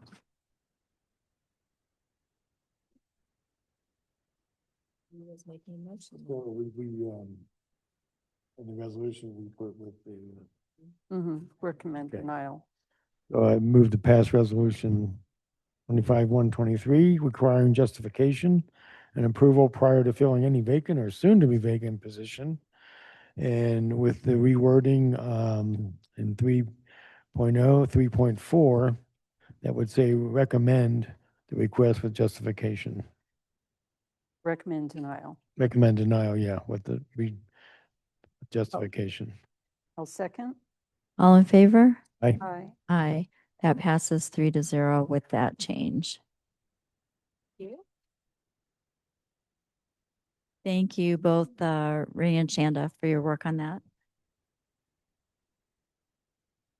And next we have Board of Adjustment, and presenting once again is Community Development Director Jamie Boyle. And I believe we'll need to sit as a Board of Adjustment for this. Attorney Messenger, we should sit as Board of the VOA for this. Okay. Okay. I move that recess as the Board of County Commissioners and convene as the Board of Adjustment. Do I have a second? Second. All in favor? Aye. Aye. Right, we are now sitting at the Board of Adjustment, and presenting to us is Jamie Boyle. Thank you again, Commissioners. So this is to revisit an issue that we have previously visited together in a public meeting for application BOA 25-3, which was in regards to a variance request for 940 Missouri Flats. The public hearing took place on October 28th, 2025. And after considering all of the evidence and applicable criteria, the Board of Adjustment voted 3-0 against granting the request. At the time, the board was not presented with a resolution for denial, so no motion was made and no vote was taken on a resolution. So the resolution presented to you is approval would mean denying the request. And if you have any questions about any specific contents of the resolution, I'm happy to address those. I also want to say I think we've kind of ironed out now our process that we'll follow moving forward for how to present resolutions ahead of time so we don't have to circle back later. Are there any questions or comments on this? Yeah. Yeah. We beat that horse before. If not, I'm ready for a motion. I move that we adopt a resolution BOA 25-3R or a resolution regarding a retroactive variance request for 940 Missouri Flats Road in Central City from section 2.3 of the Gilpin County zoning regulations to allow a previously constructed barn to remain within the required setbacks. Second. All in favor? Aye. Aye, that passes 3-0. And so this is, as it says in the now therefore a petition for a variance is hereby denied by resolution, right? Thank Is you. that all you're looking for? Yes, thank you. And Okay. I think this is the last time you will hear from me today. Thank you. I'll come back if you want. Goodbye. All right, I'll Thank you. take a motion to go back to BOCC. I move that we adjourn as the Board of Adjustment and reconvene as Board County Commissioners. Second. All in favor? Aye. Aye. We are back to sitting as a Board of Commissioners. Next on the agenda, we have the County Attorney's Report. Thank you, Madam Chair. So just to go back to the Board of Adjustment and what it just did, we think it's really a good thing that the record was papered with a resolution of denial. There may be certain circumstances where if you don't have a unanimous decision and you don't have 3 votes then for an approval of a variance, that you end up in a position where you can't actually pass a resolution of approval or denial, and that would result in a denial as a technical matter. It is, I think, good for record keeping though to have these resolutions in the Board of Adjustments file. And I read over the resolution and wholeheartedly agree that that was a very good way to handle that. In the future, though, I think it's likely that you'll be presented with a resolution of approval. Whether a resolution of denial is included in that packet or not would really matter less, because procedurally, again, unless you really want to make sure that the paper is in the file. To that, moving on to our normal report, we worked on 7 contracts and a couple of leases since we last talked. We're still working through, in conjunction with the land use code, the drug affected properties ordinance. The designation of county roads resolution is largely in public works and mapping for exhibits. So I think we have good text for that resolution. But there's a little bit more work to do in terms of making sure the exhibits are how they need to be, so that when those roads are designated, we know exactly where those designated roads are. So in terms of other matters, we have been involved in some significant code enforcement activity, and a recent case proceeded to judgment in the Gilpin County District Court. And we are now, through Jack Reutzel in my office, working with the owner, and the owner actually hired an attorney after that court case. But we're working with the attorney and the owner towards compliance in that case. And having representation is very helpful in that regard, because the owner has been very difficult for us to get a hold of. But the owner's attorney will answer our calls, and we can work with him to get things resolved.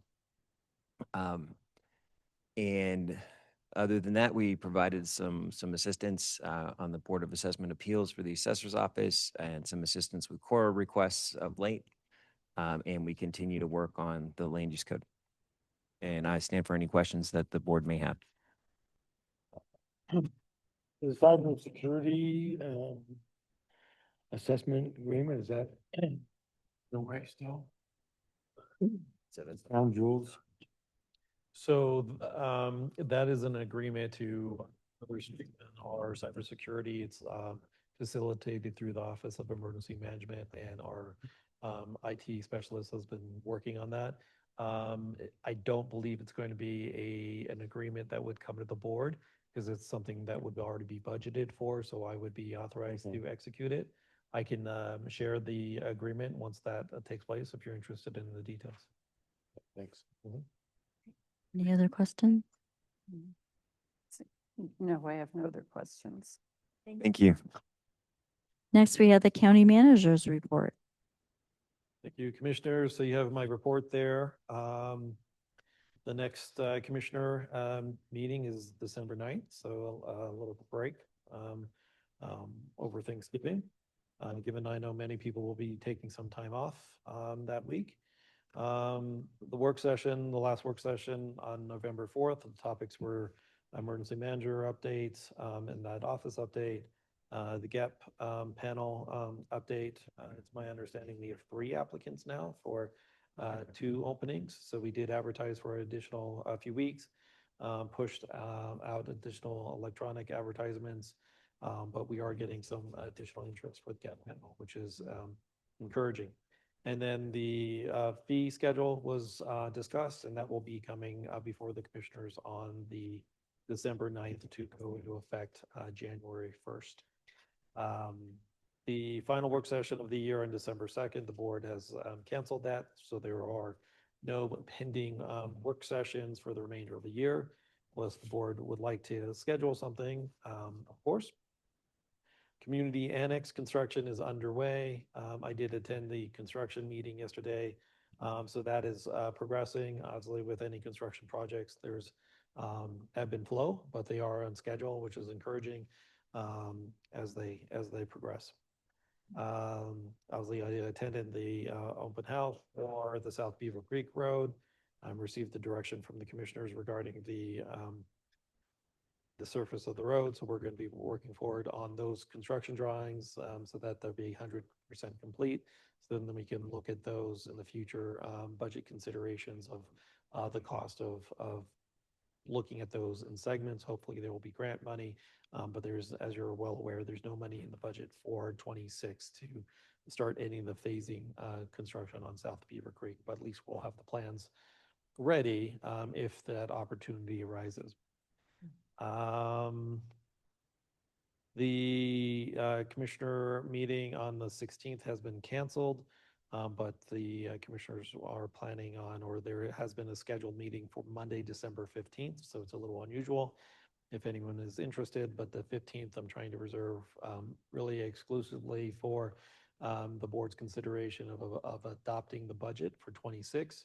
I will have 2 additional resolutions per the board's request, defining the reserve funds, the 3-month reserve funds, and a formula established with that, as well as the water acquisition funds. I have both of them drafted, but I will send it to each of you individually prior to the meeting to confirm you're in agreement with the language and how that's prepared before it comes to the board for consideration on the 15th.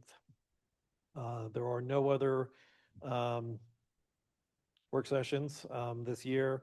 I did speak with the county treasurer, and she did report that the tax lien sale is underway now, and that they have the most tax liens that they've had since, I believe, 2011, which is not encouraging news. And then on the second page of the manager's report is the tentative schedule for 2026. The board passed a resolution, I think earlier this year. I can send it to you if you'd like to see it, authorizing me to establish the schedule for the commissioners for the following year in December. Since the next meeting is just, bless you, December 9th, I thought it would be best to get it out earlier, especially for public hearings and whatnot. So it continues the regular schedule of the second and fourth meeting for commissioner meetings. Added in the work sessions in yellow, essentially tried to eliminate as much conflict or when there's a holiday that week, as well as preserving the longer gaps, the 2-week gaps when that happens throughout the year. If anyone wanted to take any time away or vacations of things of that nature. And then per that resolution, it did specifically cite the Board of Health meetings on the first Thursday. And so those are highlighted there. So just asking for confirmation that the commissioners are comfortable with this, and then I'll send it out more widely. But I just wanted you all to see it before I automatically send it out. I know there's been further conversations about maybe doing a different schedule for the Board of Health meetings. So I'm looking for input there. And then you have the report, the community engagement report. You will start receiving the grant report starting in January, just so you're aware. So that's coming up soon. So stand for any questions you may have. So one thought on the master calendar is just to not have the Board of Health on there for now, because we do meet on the 15th, and we had discussed meeting every 2 months. So we can revisit it on December 15th and see if that's what we want to do, and maybe set some dates and plug them in. Is that okay? That's absolutely fine. I would likely hold the calendar until that's been determined. Because I wouldn't want 2 different calendars floating around. I want to have one central location. So I'll hold the calendar release until the Board of Health meeting. And then when you bring us the resolution about the reserves, we did discuss that it isn't exclusively water acquisition, because we've had opportunities for land acquisition that we all agreed to, and then that situation changed, and then one of them was the I'm going to call it the wedge. Yeah. Yeah, so that was land without water. So I think the language in the resolution, this is why I'm looking for the input from the commissioners, is it was water acquisition and development, I think is how it's prepared, but I'm wanting your input on that. But I also recall that there was a conversation about exactly whether it should include water or if it should include land. And I don't recall exactly where that landed. So again, that's why I want to send the draft to you for your further consideration. Right. Okay. Because I know we were asked about that other one off of 72 that may or may not include water, right? If we ever revisit that in the future. So that would disqualify that if it was worded in that way. So, okay, we'll look at your draft. Yeah. Any other questions or comments? I guess maybe I'll ask this now. I was going to ask it later, but I know that we don't have any work sessions set up anymore, but we also want to make sure that by the time we get to December 15th, that budget is ready for adoption and the public hearing. So my question is, I think that there may be some uncertainty on some items, but maybe I'm mishearing things. Do either of you want to revisit anything in the budget prior to December 15th? And would that be a work session or a conversation in one of our meetings, which is December 9th is our next one, which is cutting it really close? Do either of you foresee the need or feel the need for a public meeting for us to discuss anything more regarding the budget? I do not for myself. Yeah, I had some questions with the dispatch, but they were kind of answered. As present budget, so as it is, I'm okay with it. So you're good as with the budget as Because it's- I said do supplemental budgeting in the next year if we need to on certain things, so. So you're not feeling like you need to meet later today or have a separate work session to discuss anything more with the budget? All right. So regarding the budget, I do have a printout of the budget. I'm going to go through it, make sure it's clear. I have to add in the budget message as well.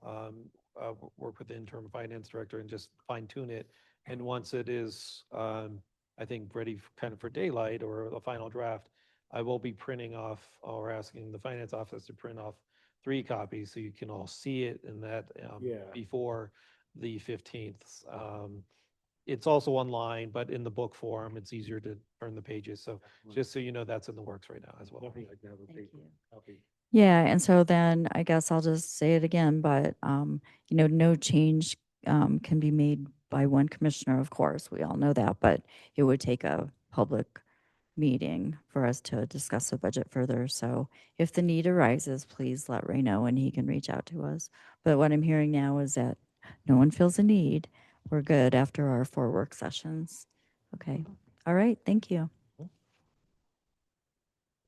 Next, we have opportunity for public or press comment. Yay. Take some with you. What was that, ma'am? I'll have some more. Yes. One of our vendors gave this giant box of cookies they were pumpkins with lots of frosting on them. Anyway, there's no one here to give one to. All right. No public, no hands up. No one has raised their hand, Commissioner. All right. I always like to pause a little. Okay. Well, then we'll close the public comment opportunity and move on to the commissioners' reports and notice of public meetings. So I think many of the public meetings that 2 or more may attend have been mentioned. I know that we have 2 or more of us may be attending the CTSI quarterly meeting, which is part of the CCI conference. And I know I'll be there. And if Commissioner Aiken sits in on that, there'd be 2 of us. We won't be talking about policy, but we'll be there. And then December 3rd, I believe that 2 or more of us might be attending the senior holiday lunch. Again, not talking about policies, but present. And then we have already the aforementioned December 9th and December 15th, and that's both the budget hearing and the Board of Health. Are there any others in that category? 2 or more of us might attend. Okay.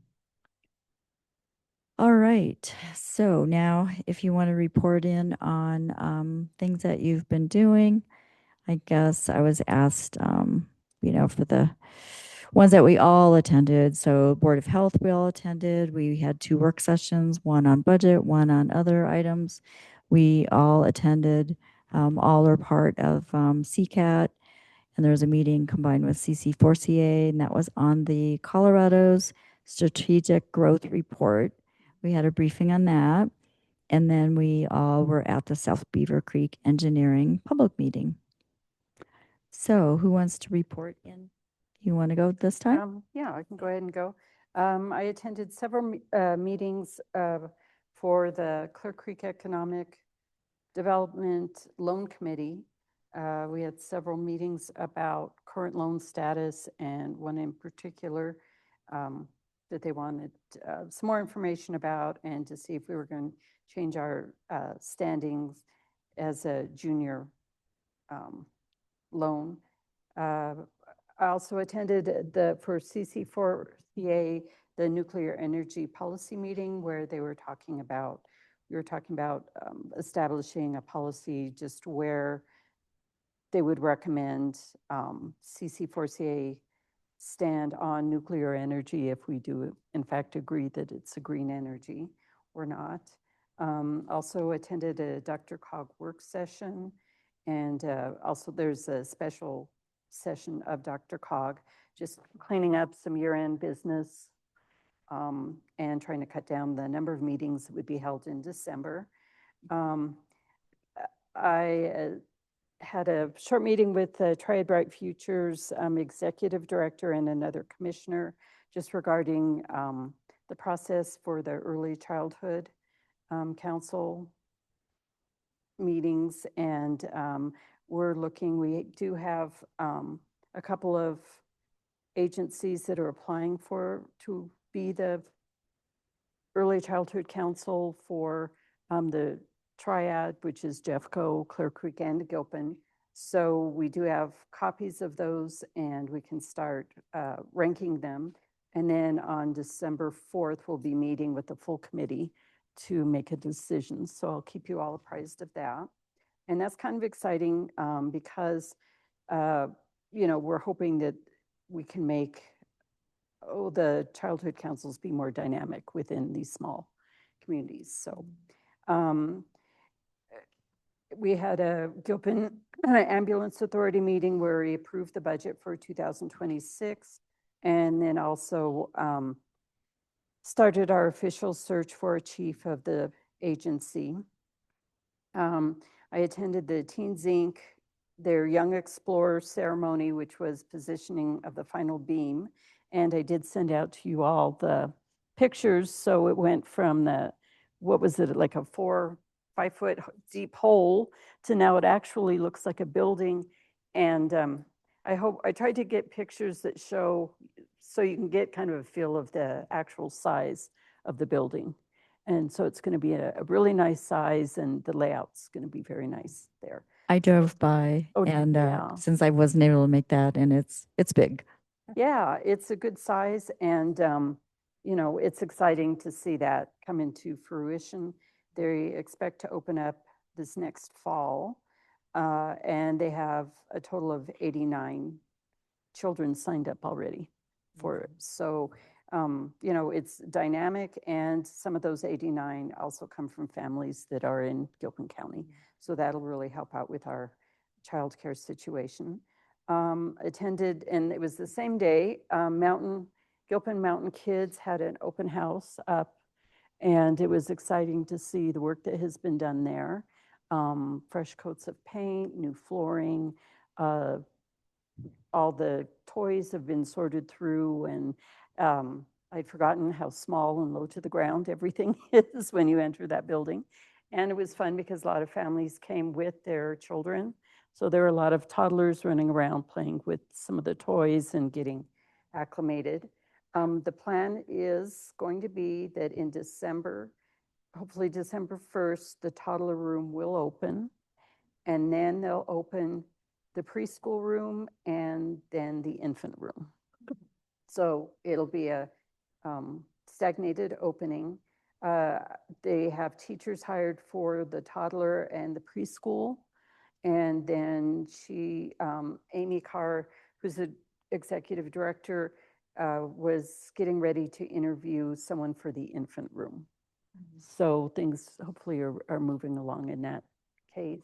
And then I also attended, they had a short meeting of their board. And so I got to sit in on that. And as we'd mentioned before in a work session, Janie will be, and we let them know that Janie will be coming off the board and I will be taking her place as a Gilpin County representative.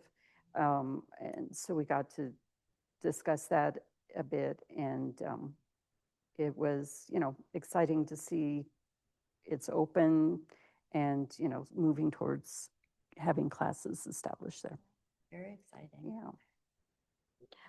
I had a couple questions on that. I know months ago I had asked about having Amy come and meet us, and you had suggested waiting until we had more accomplished and she was more established. Is that something she might do soon on one of our agendas, like JD did today? I think so, but we may wait till like, say, January to go ahead and do that, because hopefully their phased openings, they'll at least have 2 of the 3, you know, maybe even that third, because, you know, a lot of parents were very excited and willing to start putting money down to reserve their spots. So that was good. Okay. And then I know that the recipients of funding through the county are supposed to be reporting in about how they use the money.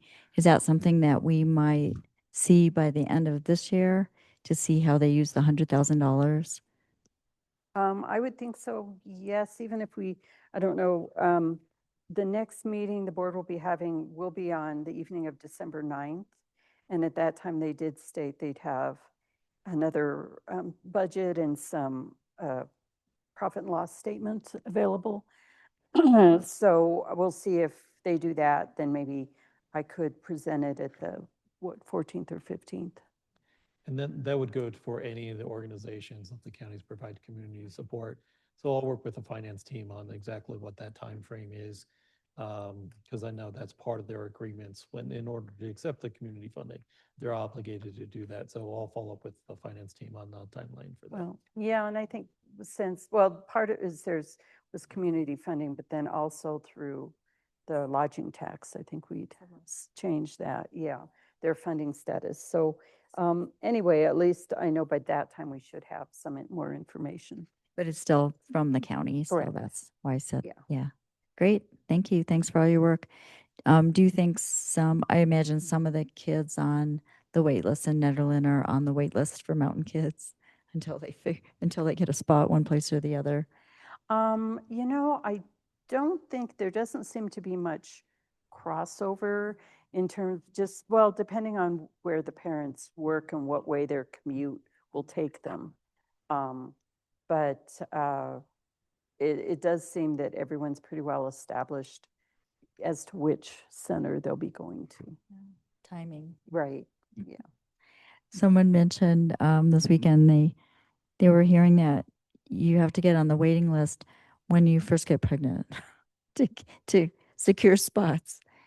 Yeah, unfortunately, and I think that's kind of in my work through Triad Bright Futures, even in Jefferson County, where they have more facilities, but that seems to be standard practice that you even get on the list for more than one, maybe even 2 childcare centers. Yeah. Yeah, right. It's pretty competitive just to get on the list. Okay. Commissioner Aiken? So I had, besides everything else that CCATs and all budget meetings and Board of Health, I got attended my first MAC meeting on the 30th, and Stephen gave a great presentation on the OEM and what they're doing. Had a small CCAT meeting that afternoon. And last Friday I went, maybe 2 Fridays ago, I went with Paul from Timberline and looked at possible water storage sites in Rollinsville and the logistics of, you know, what that would take in each site. And, you know, definitely, we definitely want to roll out sub-level water storage, you know. He drove me around to where we had our presentation last month, where they were gonna do the mitigation, and it really was amazing, the amount of trees and stuff that was taken down there. Then I had a watershed meeting this week, and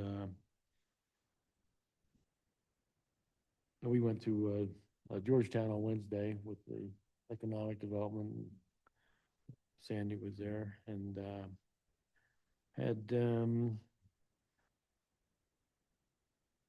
CC4CA meeting in midweek last week. And so besides everything else with the county, my special areas this month. Right. Even though we both were at the CCEDC, they had 10 options for signing up to sit in a small work group. 2 were Clear Creek specific. So which 2 did you sit in on? Childcare and I think I went in on was it housing or I was on there was housing. some tables only had like 3 or Uh, 4 people, some had It 7. wasn't housing. Do you remember? Were you on wildfire? No, they Oh. they had stuck me as a representative. I think you could go wherever you wanted to be. So what, you can't remember your second table? Oh, it was food substance. Oh, foods, yeah, food resources. Okay. Anything else? Okay. Yeah, so anyway, when I went to CCEDC, I sat in on the aging services and the housing. Those were the 2. And what that group is working on, and Commissioner Bruman couldn't make it that day because of another meeting conflict, which happens for us all. But they were promoting creating active work groups on these different topics. So we shall see. And we all appointed a lead to try to gather us all. So we'll see. Yeah. Yeah. You got nominated for something or voluntold something. You did. Right. Okay. So I basically I attended primarily my assigned things. I attended the CCAP policy meeting, and that's proposed legislation. We all did what we could on all those meetings because they are frequent. I attended the multi-jurisdictional housing authority public meeting. That was here, and that was kind of interesting to see where things are at or not at. So in the CCEDC, the people in the group, a few of them were with the Clear Creek Housing Authority. And so we were just talking about revisiting collaboration. Then I attended the opioid council, the executive committee, and the all members committee. And right now there's fine tuning about a couple of applications. One was funded, but they requested further funding to jumpstart what they're doing. And then another one wasn't funded, but we're advocating for funding for that one under capital. So we'll be meeting not next week, on the 4th, I believe, maybe the 1st, on the 1st. And so hopefully I'll share how that turns out. It's a request that's come to us in conversation anyway. And then Jefferson Center, I'm on the finance committee and then on the board of directors, and there's some changeover going there with staff. Jessica, who was working on the Soterior landing, is leaving Jefferson Center, so that could change the momentum behind that. And then NOCO Places, you met JD, and we're just waiting to hear that final outcome of that GOCO grant, and then get some projects planned out. And then I did attend the CCAT retreat in person. I like to do that. I think we all like to do that when we can. It's just more engaging in person. And there's a lot of talk about legislation, and then the governor's office representative, and then Tim Conway, the director of insurance for the state, came and gave us updates about homeowners insurance, fire insurance, how that plays into that. And then he actually had statistics, and I'll get you a copy of it, with how the hail claims are really driving, and that the fire mitigation is not really leading to reductions, which we've mentioned before, and people always hope for that. So that will probably lead to another attempt at legislation to make more of a cause and effect in that realm.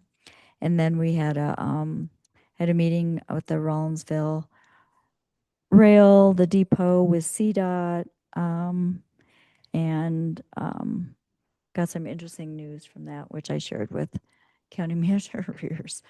Still moving forward, just might be some adjustments in new staff. They have new staff that are now assigned to the mountain rail with just some different thoughts. So we'll see how it all turns out. Anyway, that's been my couple weeks. Anything else? Okay. Yeah, County Manager Rears and I sat in on with a couple of gentlemen, and they were talking about a plan that they have been dreaming about accomplishing that would start in School of Mines, go through Jeffco, up on the Mesa, continue into Central City Blackhawk, and then continue west to have rail, which sounds more like light rail than rail, and then gondolas and have substations, and then pair that with developing housing around the substations. But of course, I asked a question about water, which that was not a question they could answer. So, but it's, you know, it's, They didn't it's think good. about They're, that yet. they've been talking about this for decades. I was like, they're ahead of their time dreamers. And now, anyway. Mhm. Yeah. Anything else? All right. If there's no further business, we'll adjourn the meeting at 1:38. Thank you.